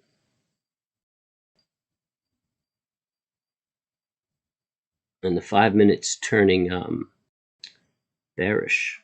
I'm liking it. I'm liking it. We may come back and close this little gap right here. Give a retest of the trend line, like a last kiss. And away she goes.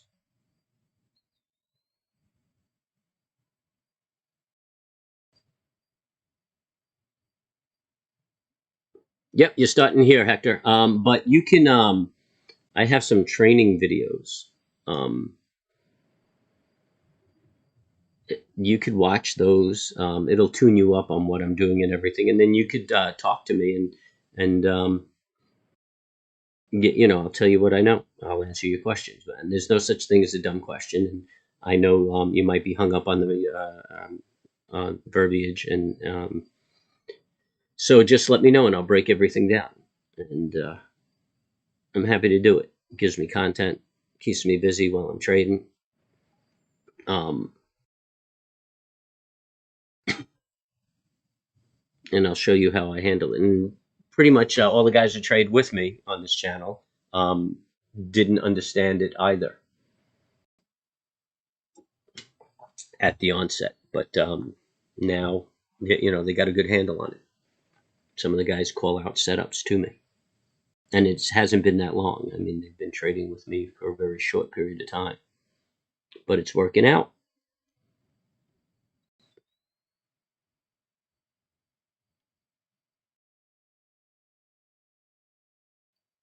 Yep, anytime. Happy to do it, bro.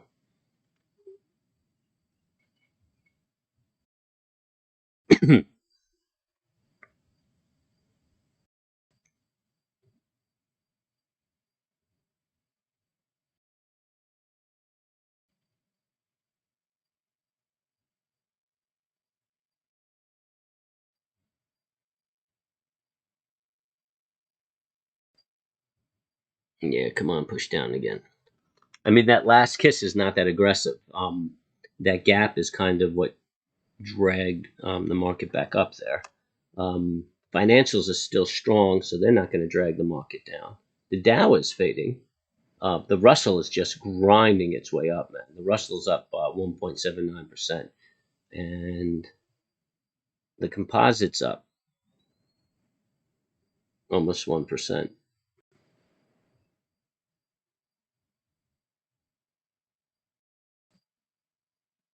So I don't know how aggressive this is going to be. I need everything to just turn around and come down.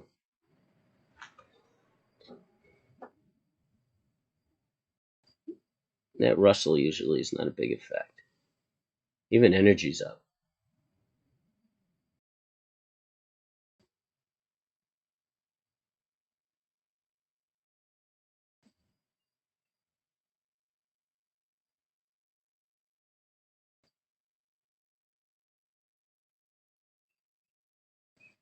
And it's not very aggressively coming down. It's just kind of fading down.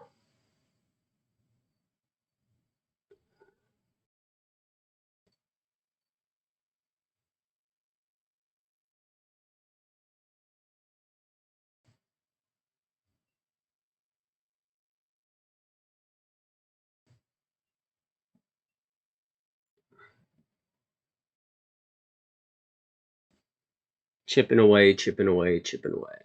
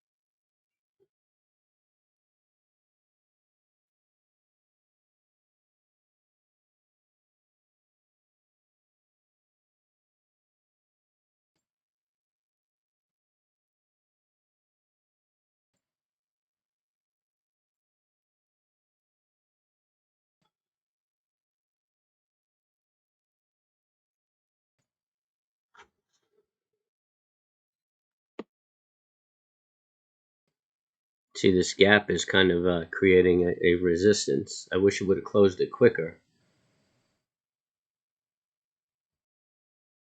It just closed the gap.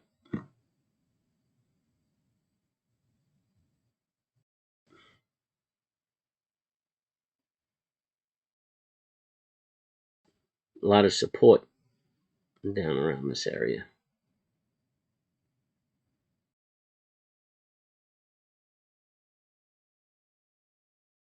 Financials look like they're putting in a double top.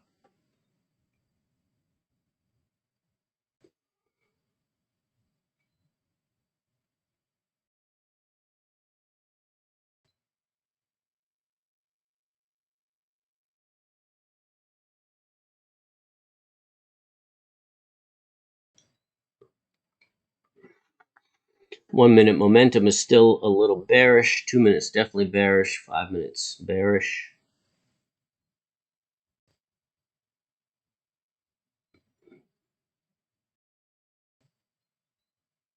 Oh, that's some strength right there. Yeah, I thought it was coming back up to that 500.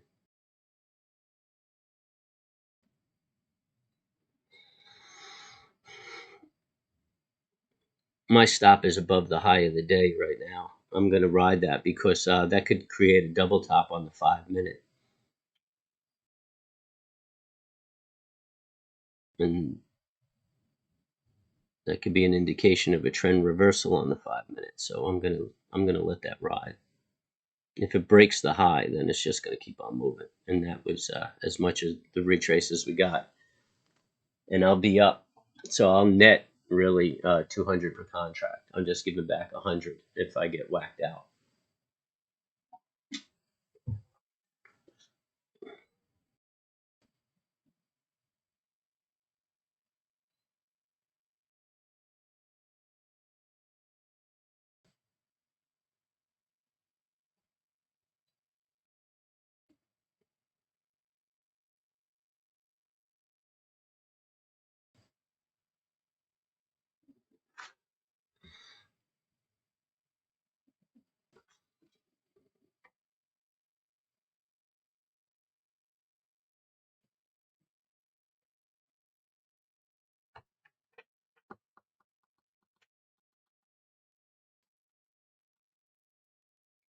And we're only an hour and 15 minutes into the day.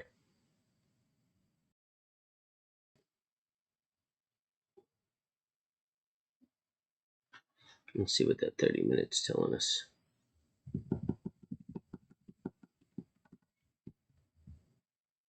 Got 15 minutes left or 10 minutes left on that 30-minute bar. And it could very well turn into a bull flag and just keep ripping. The daily looks kind of strong. 60 minutes of flag also.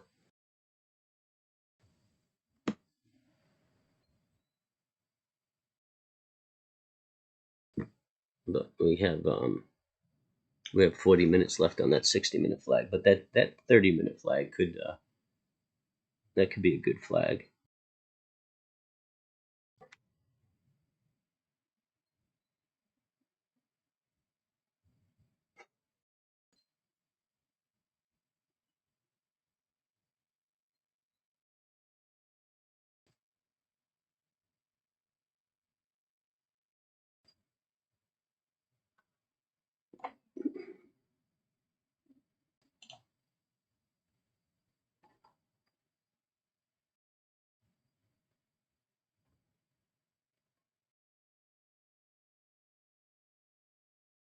Hmm.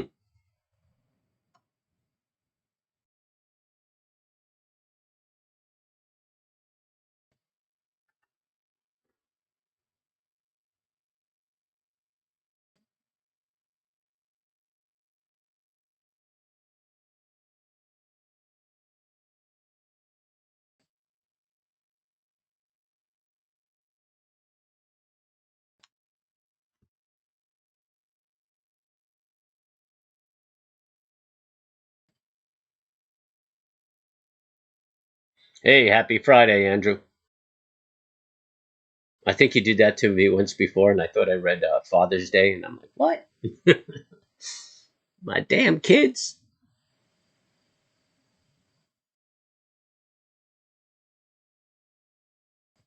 Uh,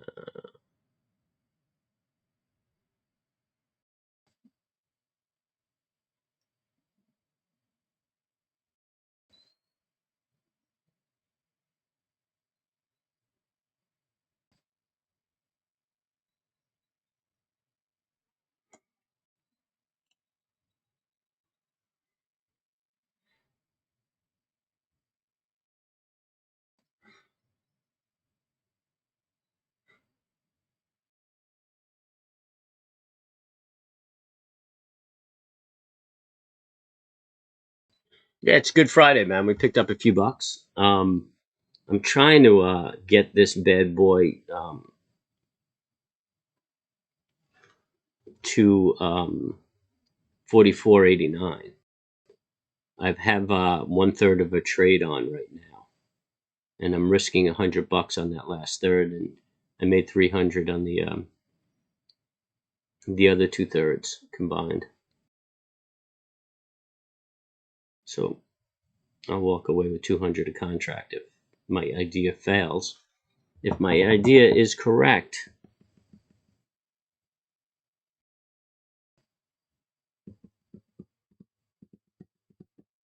then I should get it. But I don't see. I'm not getting the support out of the other markets.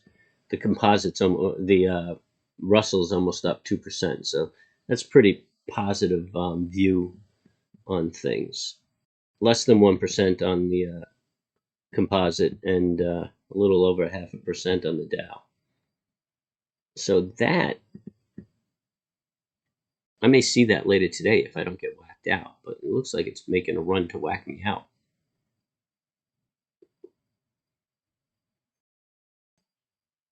That 1 minute momentum looks like we're getting a reversion on the histogram. Yeah, there it goes. It's gaining strength.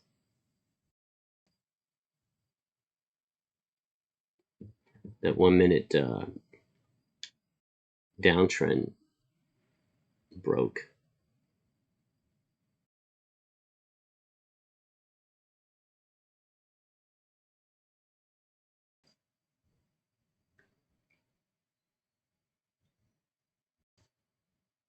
See, so right about here, it could be a good double top.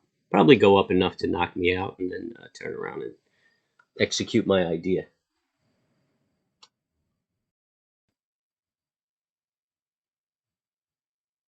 Did you buy it?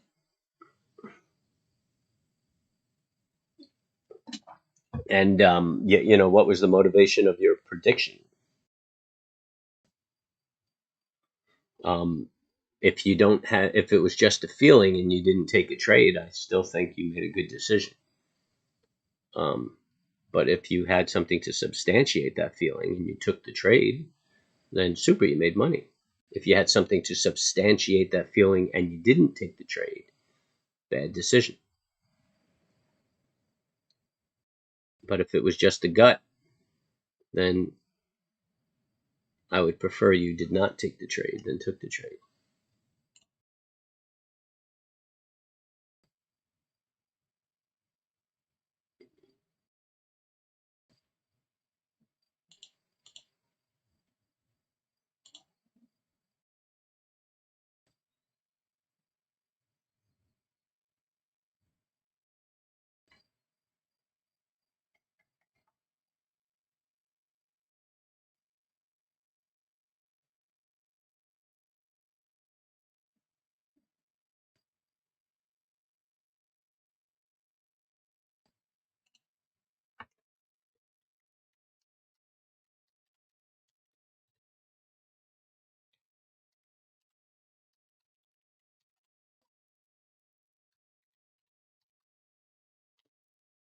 Yeah.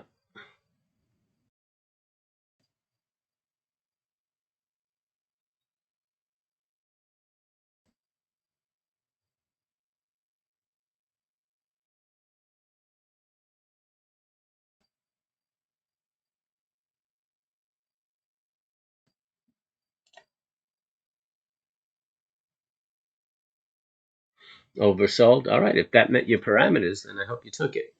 Man, I'm about to get knocked out. It's a good double top on the 5 minute. If it doesn't knock me out, then I got to take it.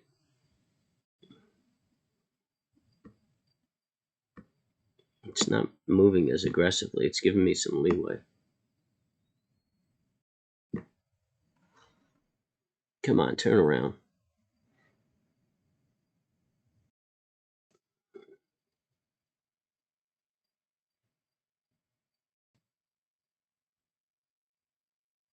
Mm-hmm, mm-hmm.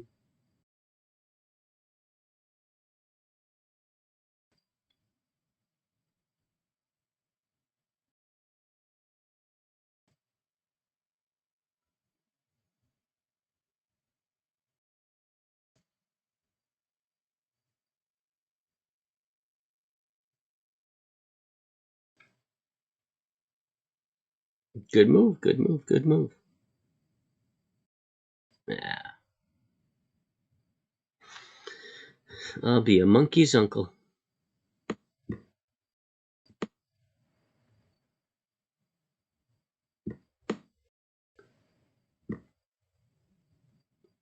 I'm done.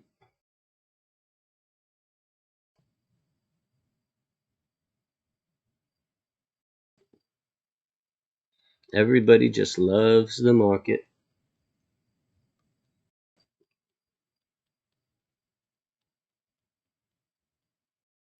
I was hoping it made a double top right there, but it doesn't look like that's the case. So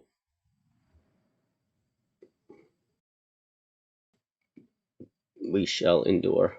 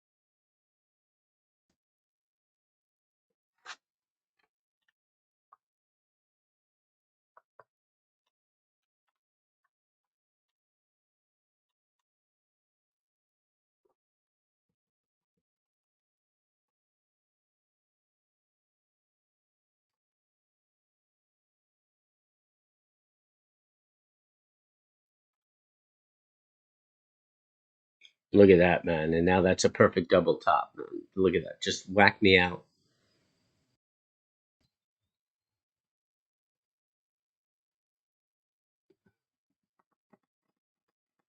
Drat, drat, drat. Well, it hasn't triggered yet.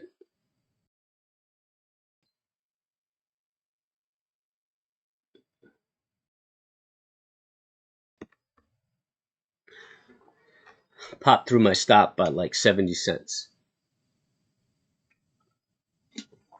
I mean, if it keeps going, then it was a good stop. But if it turns around, I'm going to bite my tongue. Yo! My hairy Puerto Rican friend. I haven't seen you in quite some time, man. What are you monitoring, those AMC channels? You've been cheating on me.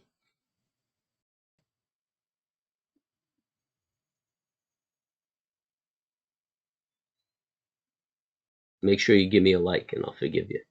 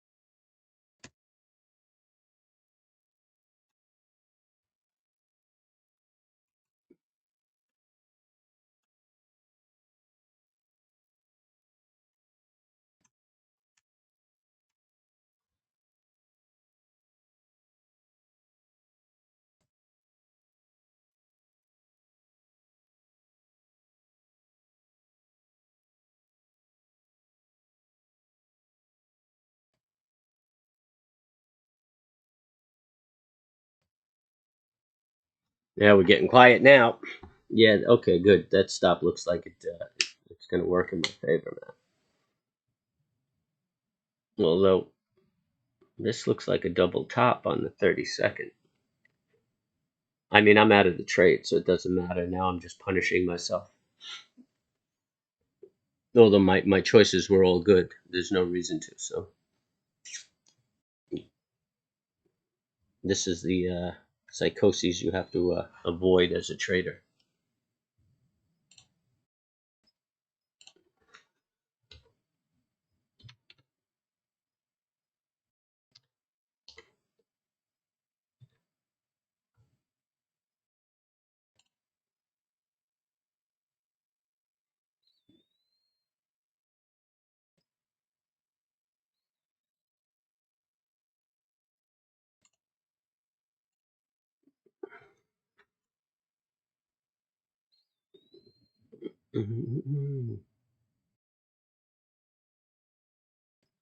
I'll be a monkey's uncle.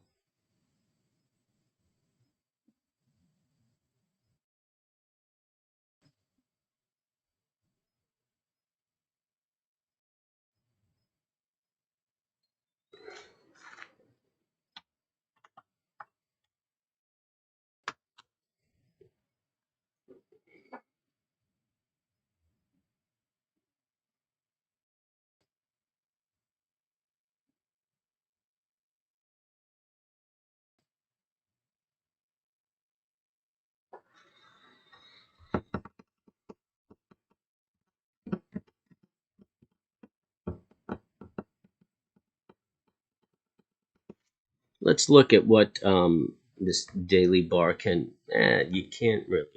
I mean, it's popped up, opened up higher. I mean, it's already trending higher. It's a strong, strong bar.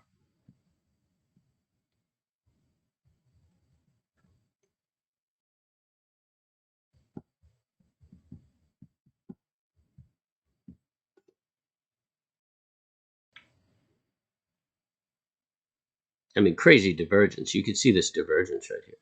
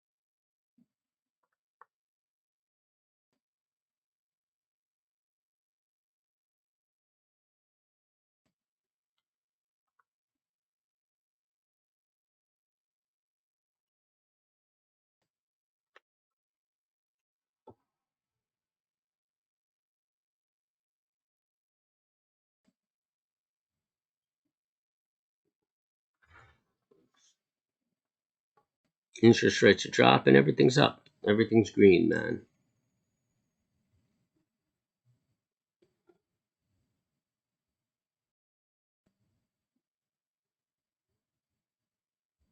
Let's look at AMC.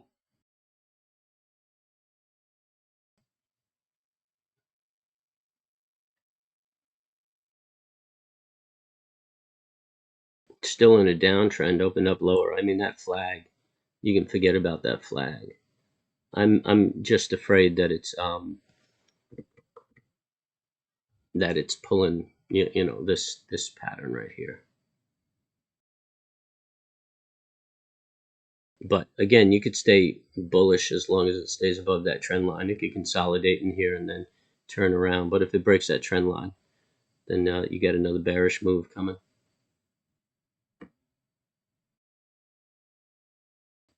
I guess as long as it doesn't fall apart, it keeps Matt in the game.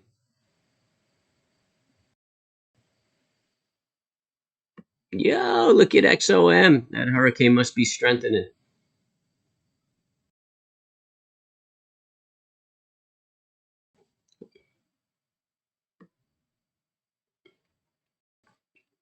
USO too, man. Popped. Yep. Good. Where's my Disney? There's my Disney. Cool. Disney's moving too. I mean, what isn't moving? Everything's green on my screen. Green on my screen. Amazon's up $12.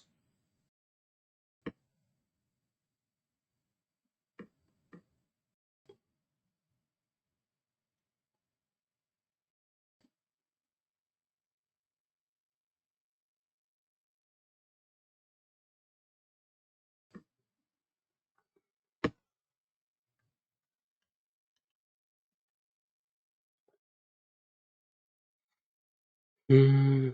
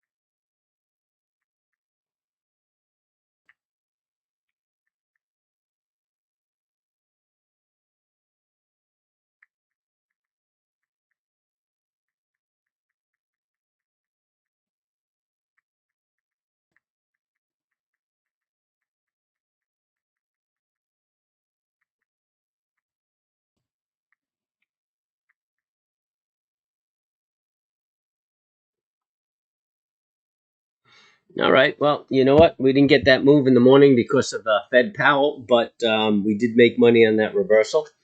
It's not a super day, but there are still steaks in the freezer tonight.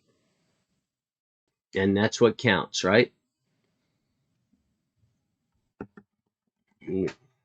We walk away profitable and a decent profit, too. I mean, it would have been great if we took that move, but I just won't trade when there's news out there. The guy could say anything and the market will flip in a heartbeat. So I just sat back, let the market do what it had to do. He stopped talking. I saw the double top come in, and boom, took that and made my money. I gave a little bit back trying to get to the 50%, but it's no big deal. No big deal. I was just risking market money. So to me, that's a free trade. Free.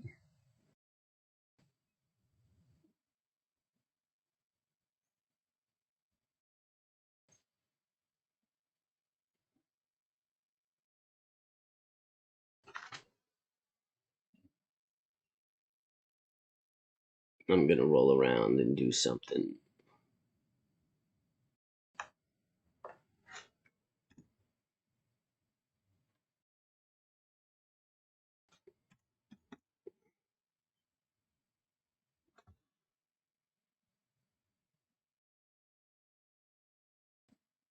Oh, you sissies, you back away.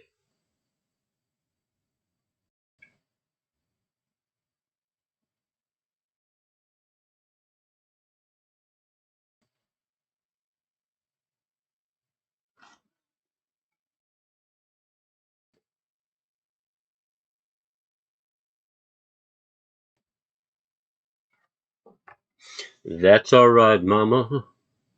That's all right with me.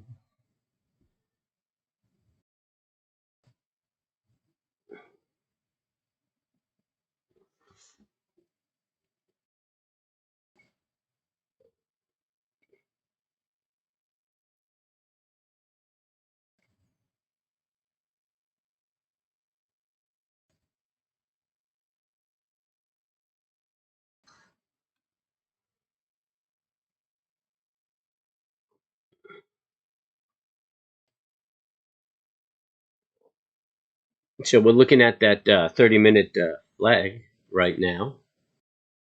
the 30-minute flag, and it triggers breaking the 505.85, and we haven't seen that yet on this 30-minute bar.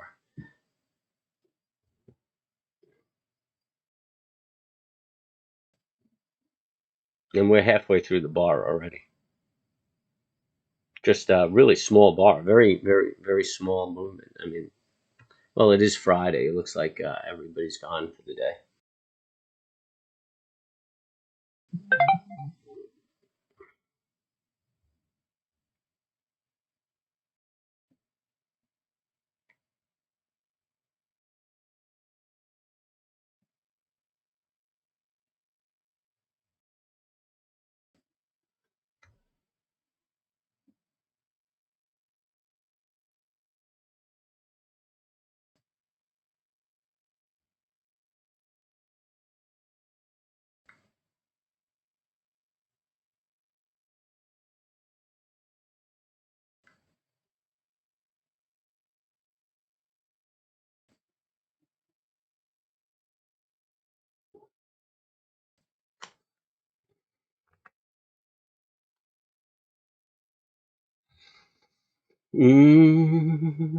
Sorry, I'm quiet. I'm just doing my notes.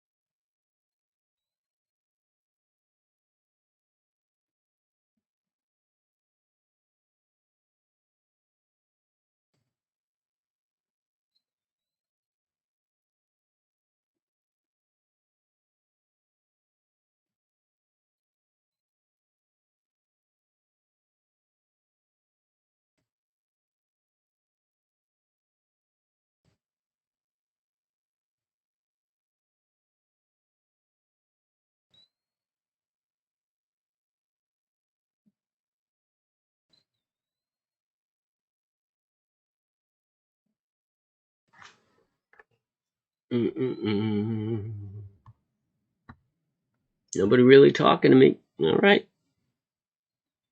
All right.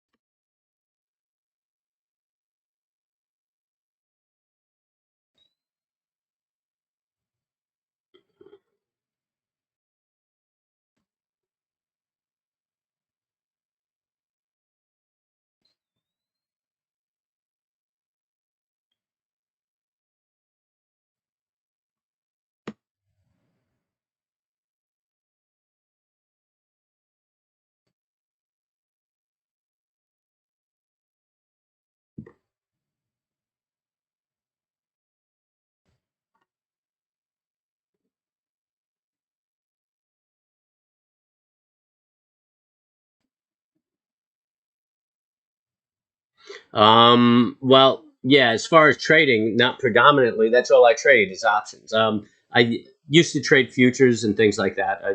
And I will, if I don't have a vehicle and I see something I want to trade. But yeah, I usually trade options, or actually, that doesn't really express what I do. I trade the SPX, and you could use SPY and follow my setups. Um, but I use options to trade the SPX. Sometimes I use futures to trade the SPX, but if there's enough volume in the options and the market's moving enough, options are fine to trade XPX. Um, no, man, don't worry about any questions that you ask. Don't let that inhibit you. Ask me anything. If my vernacular is not something you're familiar with, then just break it down. You know, I'm accustomed to speaking this. I've been in the industry for 30 years. So I may forget that I'm speaking to some first timers, and may speak above your skill level or knowledge. So just ask me to break down what I'm doing or what I'm saying. Happy to do it. Gives me content. Keeps me busy when the market's slow. So anyway, yeah, I'll trade at the money options closest expiration because they're the cheapest. And with every movement, it's a greater return on my investment. I'm in and out. I don't hold options overnight. I mean, as far as trading, my trading portfolio goes, I'll be cash at the end of the day. And yeah, I sleep good. I trade equities. I trade all different types. Not trade, but I invest in all different types of vehicles. But that's investing. It's two different animals. Um,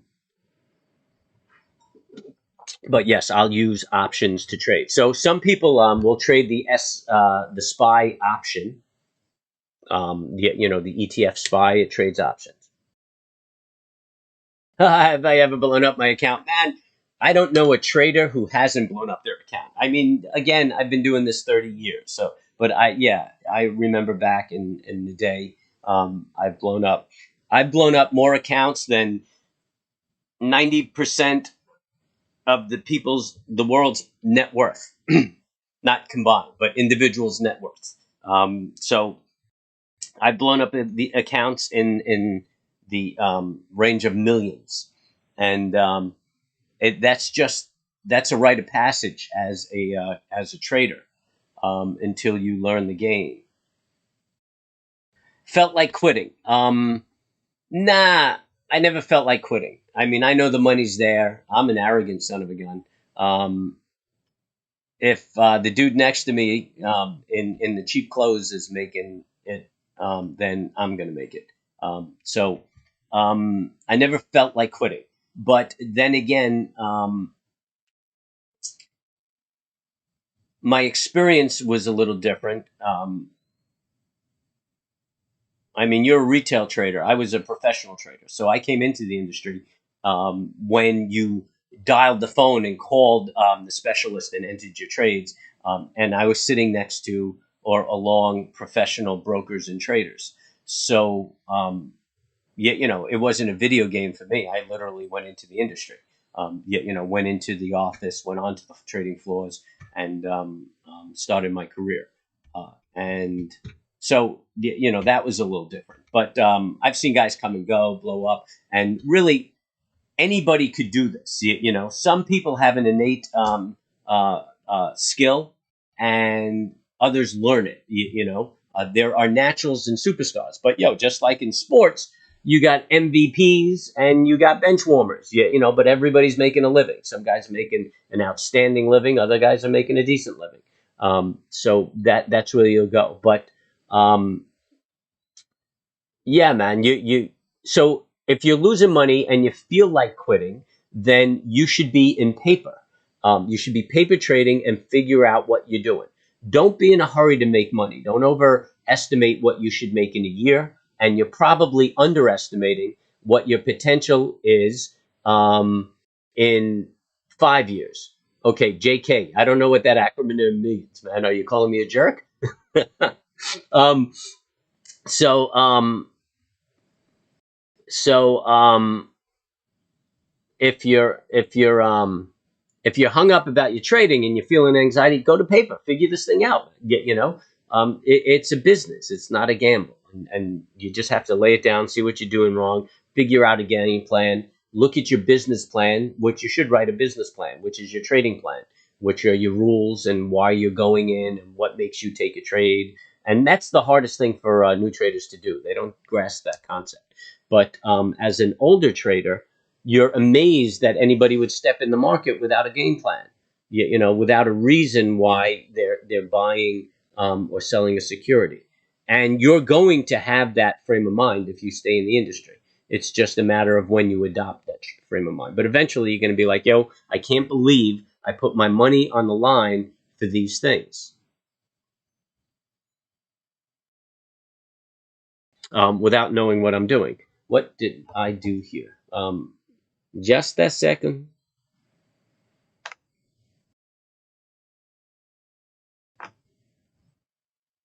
Did I close my trade? I do not know.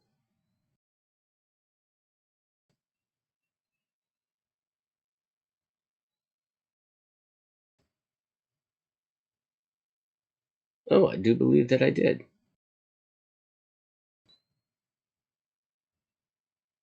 Wait, I'm just checking something.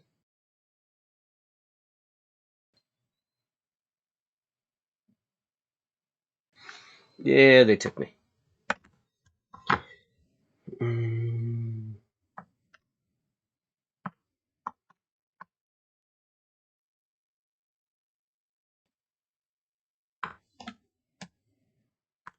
Alrighty.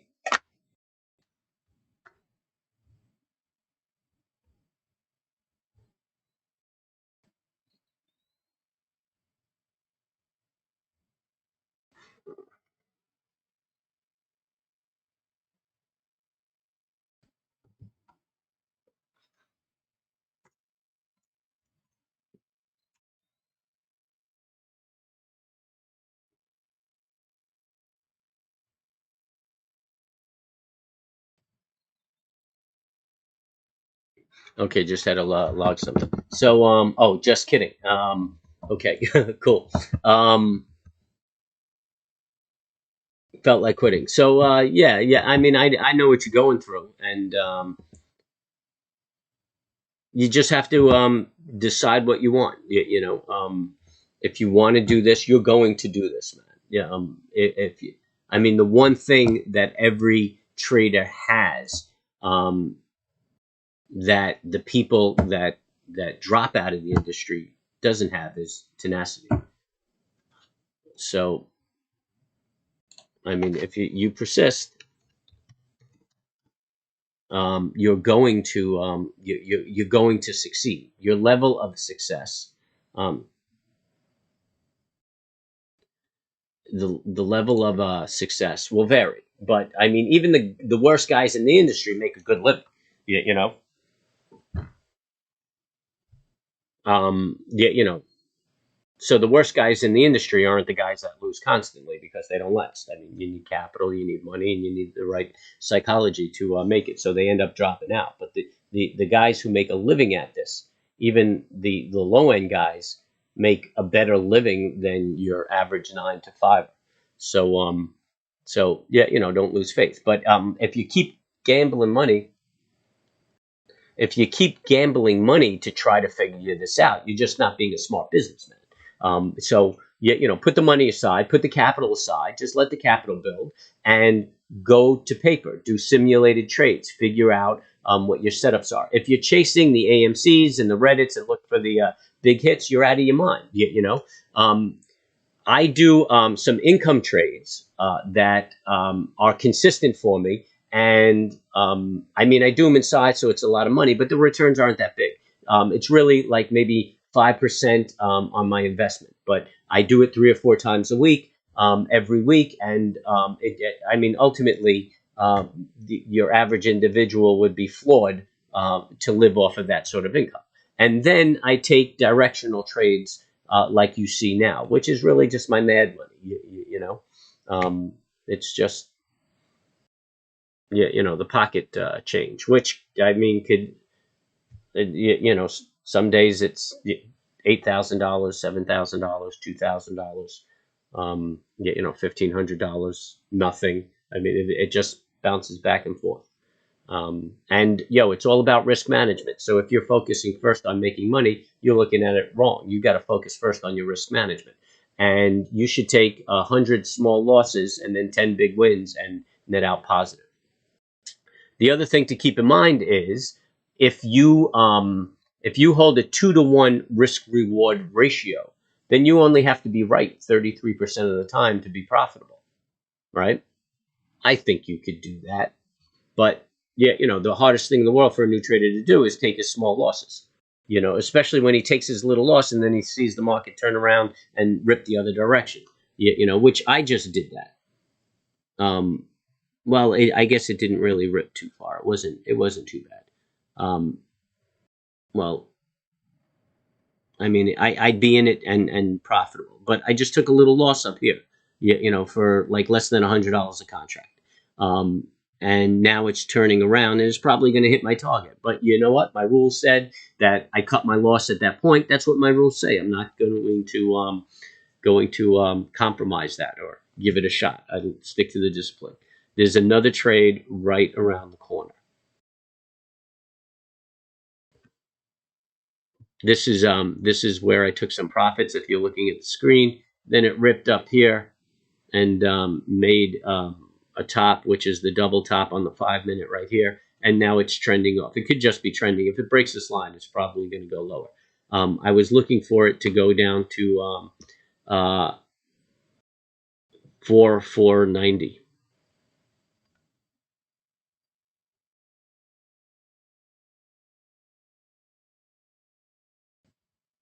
Uh, 440.90.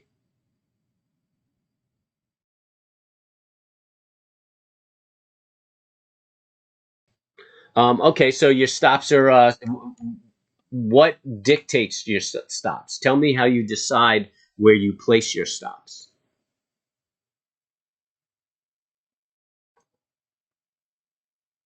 There it is. Here's the break. I'll be a monkey's uncle. Let's see what the rest of the market's doing. Today is Friday, right? So I got Monday and Tuesday to look at. Oh, Monday. Oh, yeah, Monday. The market's open. Next week is Labor Day weekend. Cambo. All right, I'm still waiting on your response. I know there's a bit of a delay in this thing, so.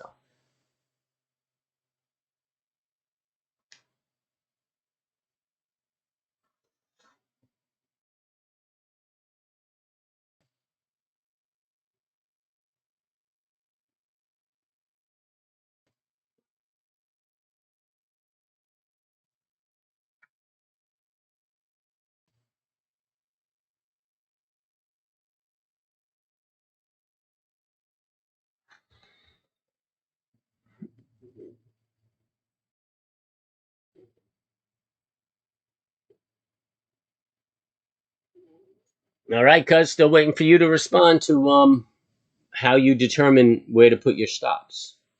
Because I bet I could fix your problem. 1, 2, 3.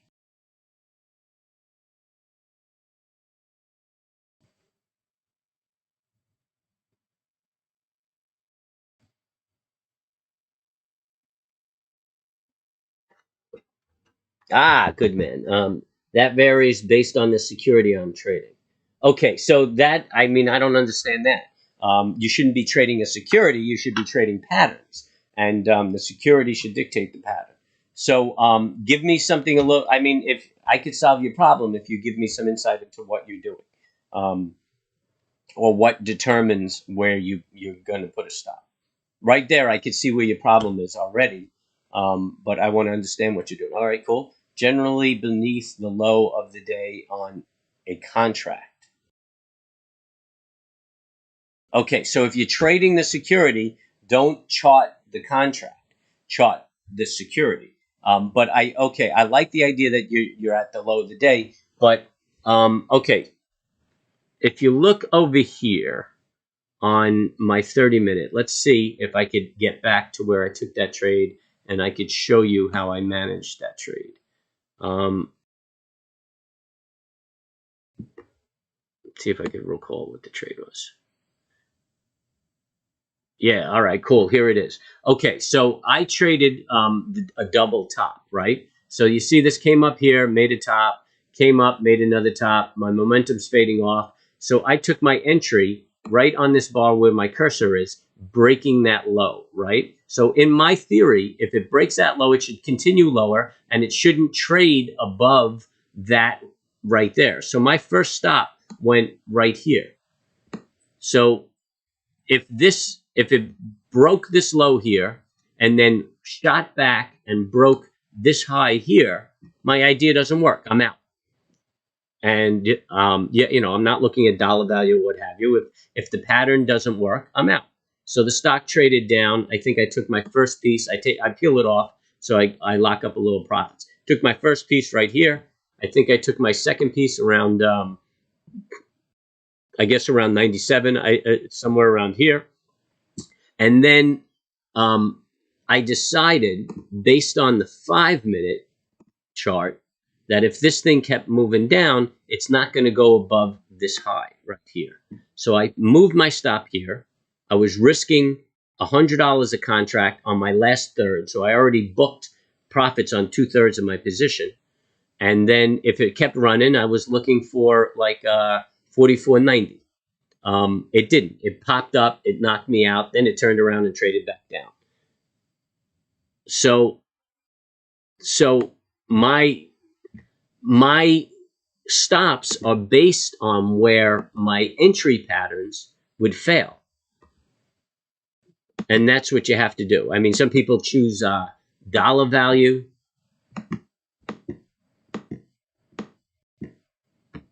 What's going on here?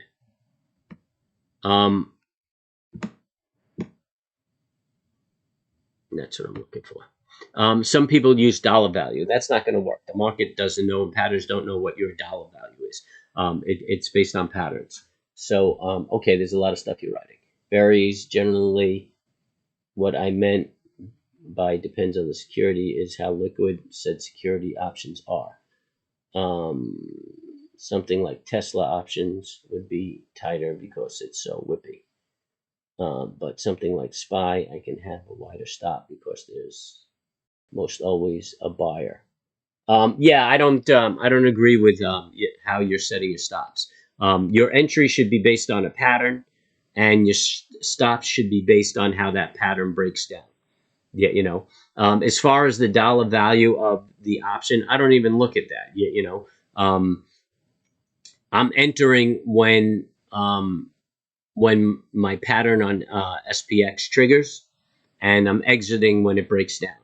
And yeah, you know, net, hopefully it's in the right direction. I make money. Sometimes I can anticipate the price based on the delta, and I could set a stop, yeah, you know, dollar value. But usually I'm just clocking it by eye and I'm closing it out. So yeah, the liquidity is irrelevant because if Tesla breaks its pattern, you should get out. That's it.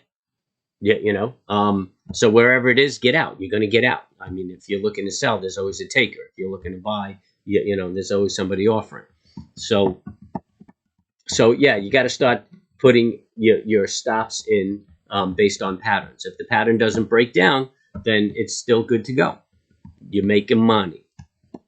And right now, man, you're in the worst market. Like the markets are just choppy, and you're not getting momentum. You know, come the fall, you know, summer's historically like that. Come the fall, you get a lot of momentum, a lot of follow through on setups. So you need to understand that too. That takes a lot of brokers out, you know, because they'll be doing something that's working, and then all of a sudden it's not working, and they're getting beat up, and they get frustrated, and they don't understand why it's not working.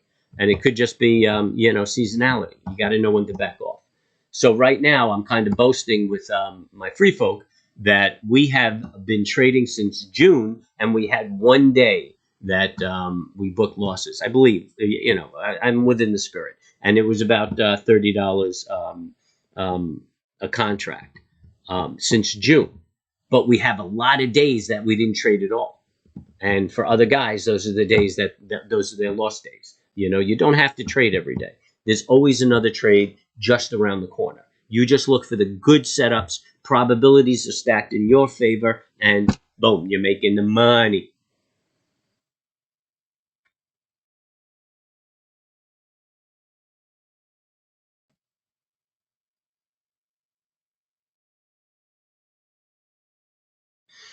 I mean, based on what people tell me in the chats, I mean, I know the personalities, and you know, I know their success. A lot of people, you know, only talk about their winners, never talk about their losers. At best, they probably break even on their portfolios. You know, some people are down terribly. I mean, but this is all natural. Once you surrender yourself to this, and you're void of pride, then you just, it's just probabilities of mathematics, man, and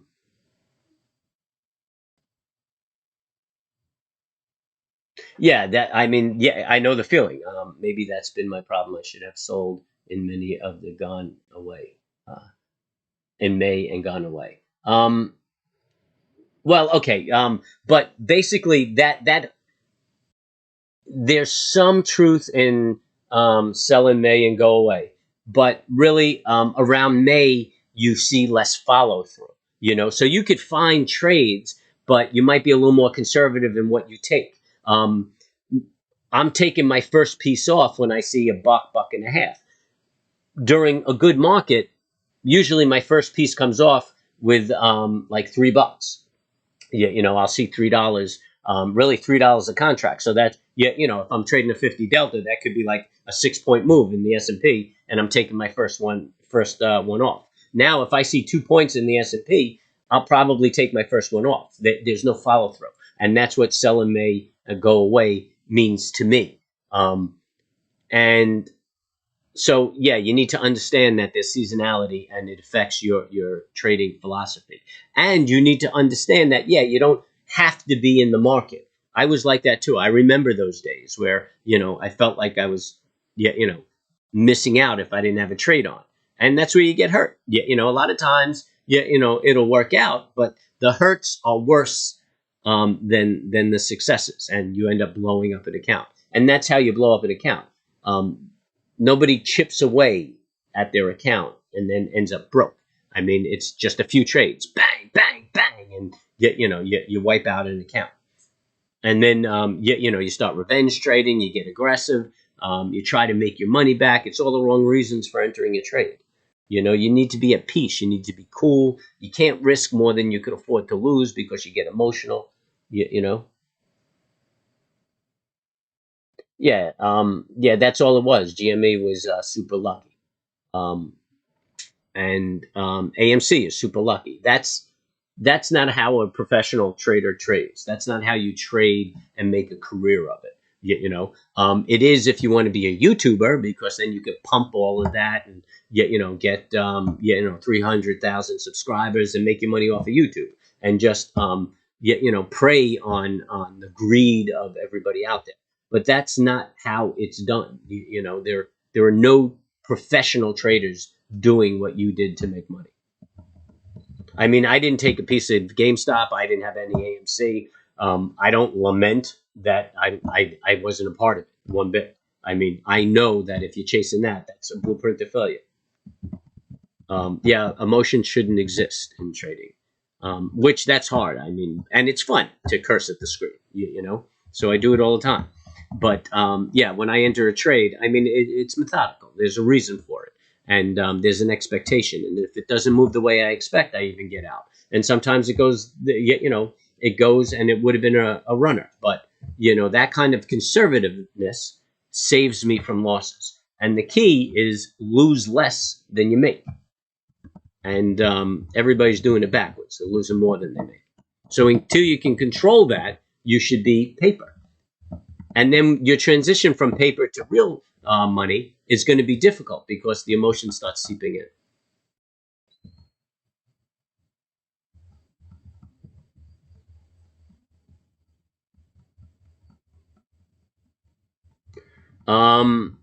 Well, you know what? If you're worried about the day trading rules, you could learn about futures contracts and trade futures contracts, because there are no day trading rules as it pertains to futures contracts, and they're S&P contracts. And if you're with a futures firm, I think it's $500 a contract margin requirement. So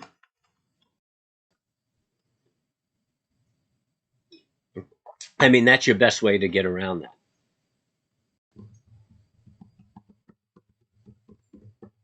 Yeah, you should use it. You don't want to use leverage, but futures is you just post $500 a contract. I mean, you can't pay for a futures contract right out. But how about you paper trade and then go to work and build up your equity, your account? I mean, that's being a businessman.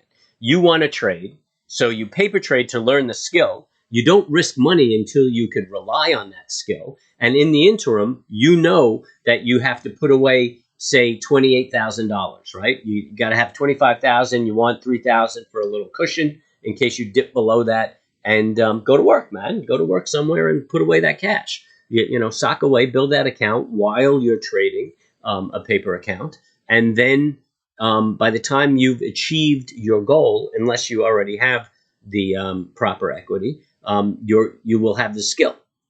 And that's what this is. This is not a video game, man. This is a skill. Everything's a probability in mathematics. Every trade that I take has been back tested, or at least the setups have been back tested time and time again.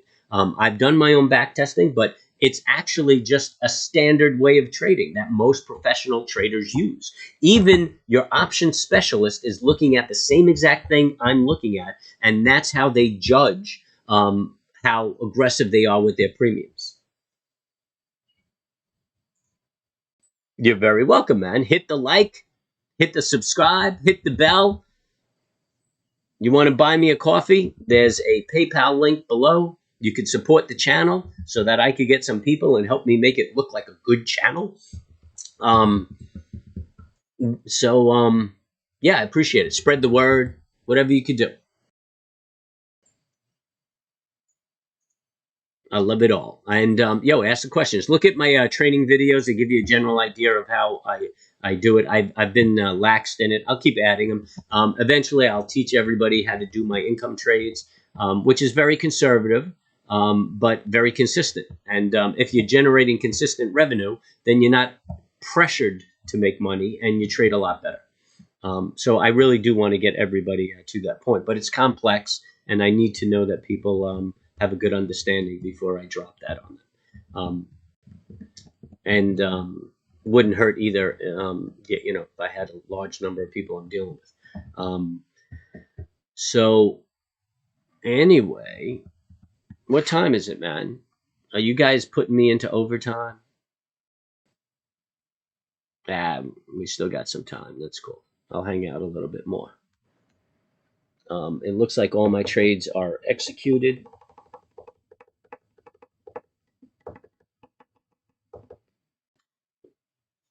And at the end of the day, Cambo, I do an end of the day wrap up. So if you hit the bell, it should notify you. But every day I try to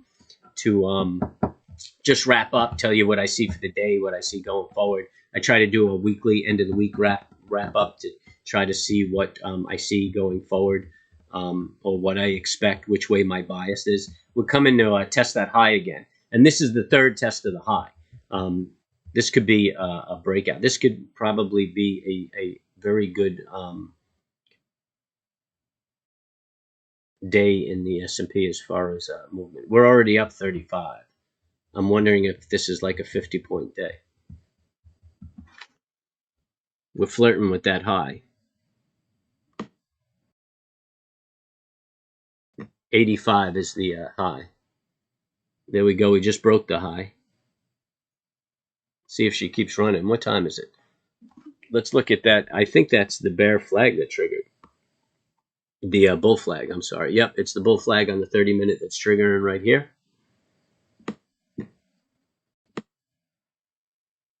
And it actually triggered at 5:05:12. So if you took that entry, you should have been in at 5:05:12. You're already looking at a buck. And the high, the pivot point, is the 85 mark, which we blew through that. So this looks like a really good flag that's probably going to run. As a matter of fact, we got a flag on the 60. The high is 5:05:81.5, and that just triggered. So this looks like a good run. All right, I'm glad I made the moves I made this morning. Didn't work out as good as I expected because I fucked up and entered the order incorrectly.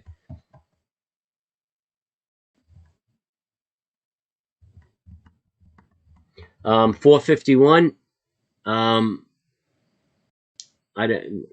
does SPY trade in relation to the market? So my setups that you see me doing on SPX, you could just do you know, here I'm looking at SPY. Here's the 60-minute bull flag. Here's the 30-minute bull flag. It's all the same. Same. 51? No, I don't think that's too much of a stretch. I mean, I don't really know how the SPX moves. I mean, the patterns are similar. If I'm taking the 60-minute bull flag, you're going to see that on SPY 60-minute. If I'm taking the 30-minute bull flag, you're going to see that on the SPY 30-minute.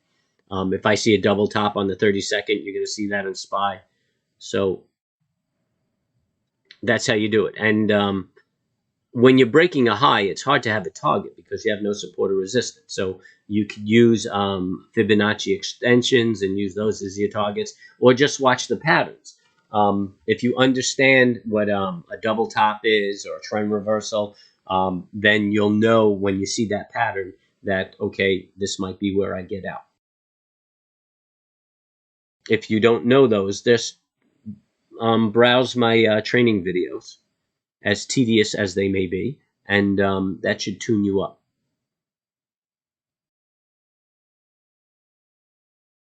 Thank you, Mr. Ditter. And you make it great.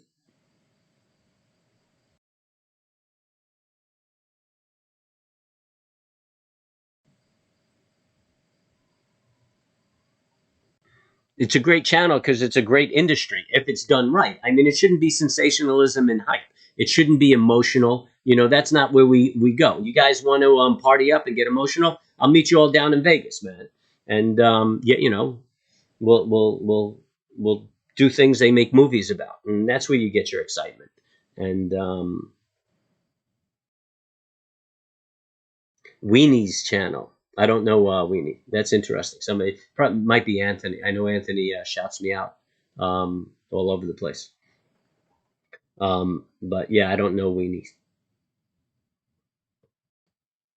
And don't say I know Weenie. That's how rumors start. Um, you're welcome, Tommy. Taking your leave, are you? Going and enjoying your Friday?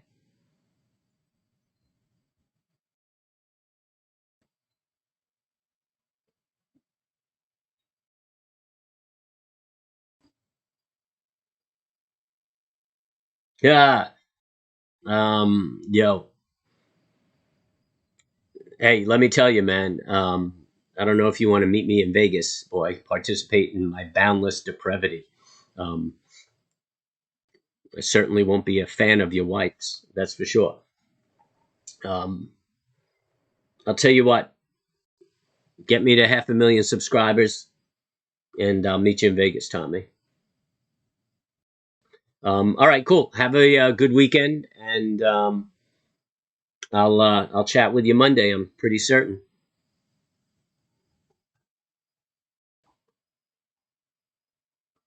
I'm gonna stay put for the week where I am, so I don't have all my gear and stuff. So yeah, you know the channel's gonna be a little haphazard, but then I'll head back to the boat where I have all my gear. Probably over the Labor Day weekend.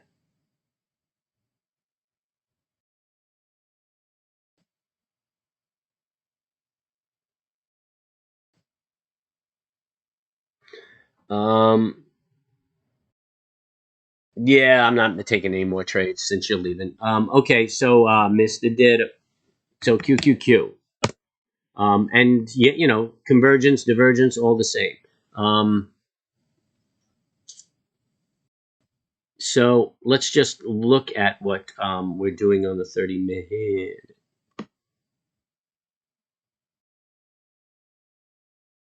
Just really a consolidating pattern.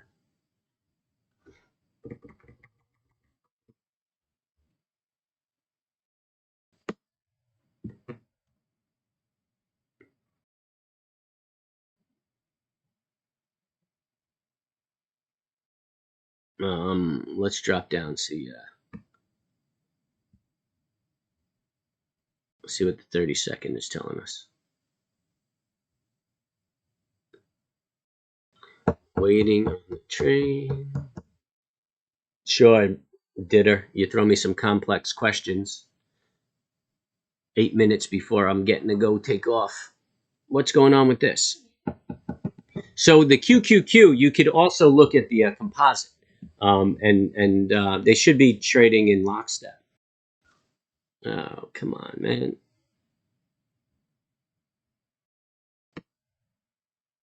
How about the minute? You want to give me a minute? All right, cool. Here's a minute. So I'm trying to find a decent divergence.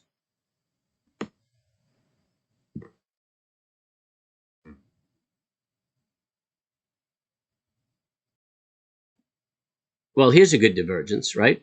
So you see this low right here where my crosshair is pointing, my arrow is pointing. And then if you look at the low right here, then you see it makes a lower low right here, but it's not as aggressive on this low over here. And then actually, you see this low to this low, right? That's moving down. But look how high this momentum low is right there. That's a divergence. This went down further, but this is moving up. I would have taken that trade right there. Yet, on a break of that hammer, I would have went long. And you see that it would have worked out. And it started its grind up. It's not very aggressive, but that starts its grind up. And that's a divergence to the downside. So when you go up, you're just looking for the inverse. But I'll bet, let's just look at something. If you watched the composite but used QQQ as your trading vehicle, you probably have better luck on that.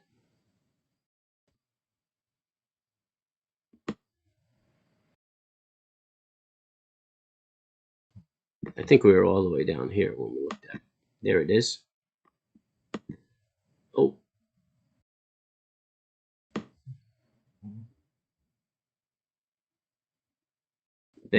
So here it is. Here's the low, which was the other low we looked at. Here's the next low, which you can see this isn't as aggressive as this. And then here's another low. Well, this is a trend reversal.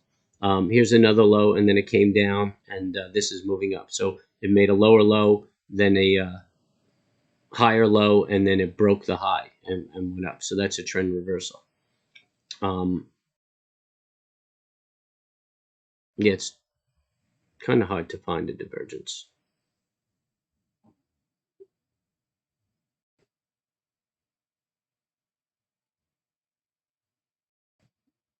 It's diverging. So I hope I demonstrated something for you there, Dita. Mr. Dita.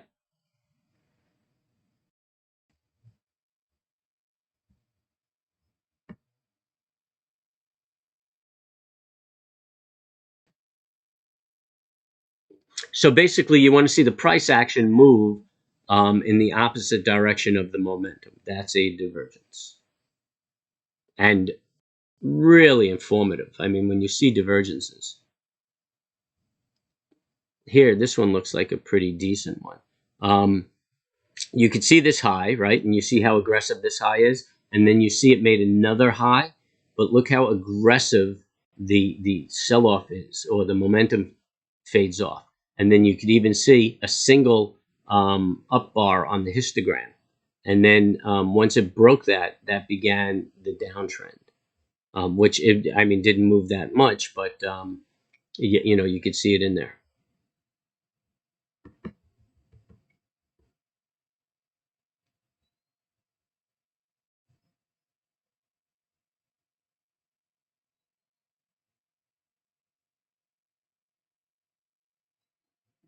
Yeah, I think you're pretty good, man. You want to get better at it, but I think you're pretty good. Look, we could look at the composite right now, right? That's what we're looking at. Yeah, the composite. And you see this high right here and how high this is. And look, it's coming up to make another high.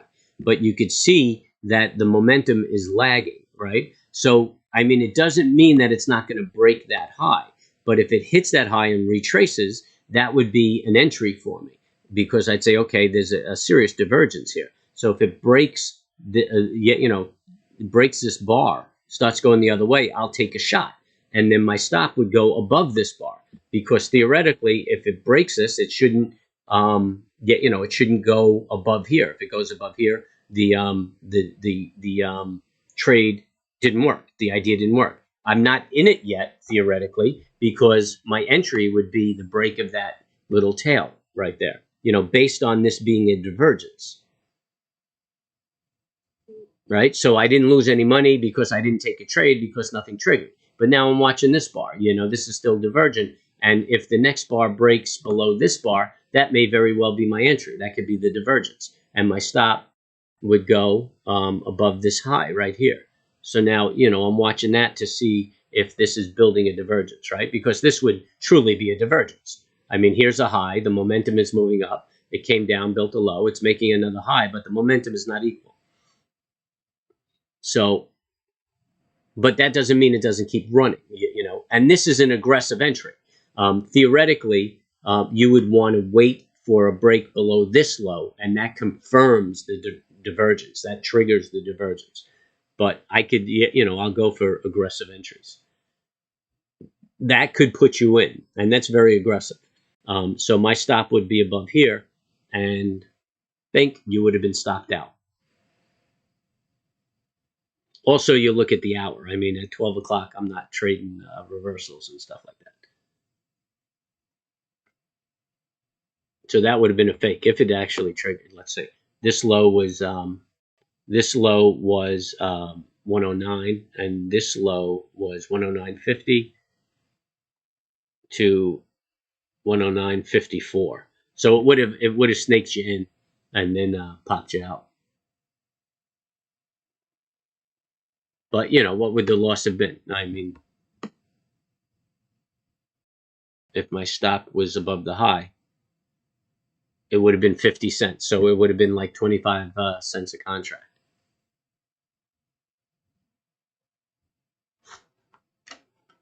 I can handle that. Oh, man. The power went out.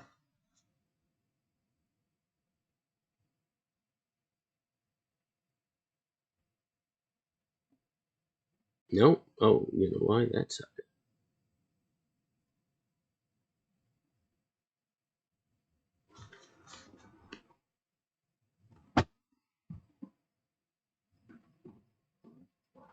I think I'm still streaming.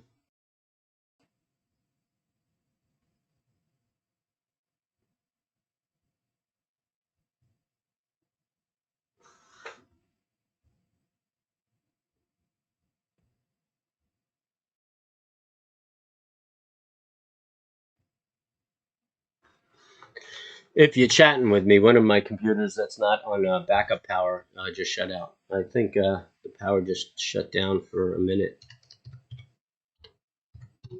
My other two computers that are backed up. Oh, there you go.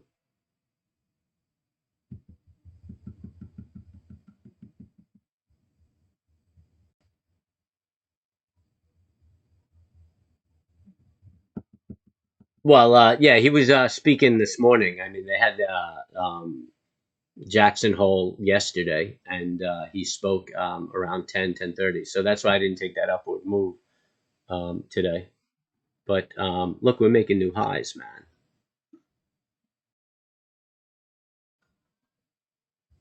What are we doing on the SPX?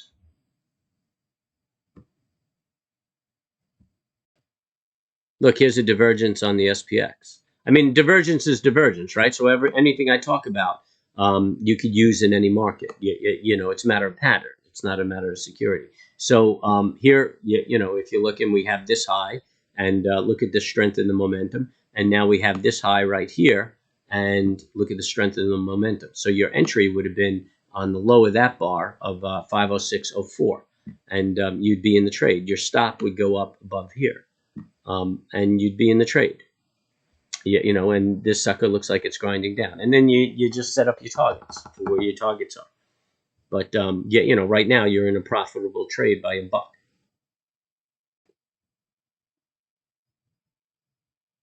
Could just go into consolidation. Lunchtime is not a good day to trade. It's Friday, so everybody's out. Speaking of being out, Dave is out. So just remember, this is void of emotion.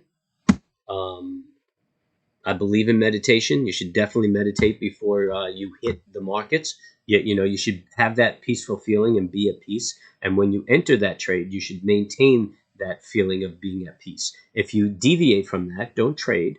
Go back, relax yourself, meditate, and just be at peace. And that being said, I'm taking my leave. So everybody just stay calm and good luck trading.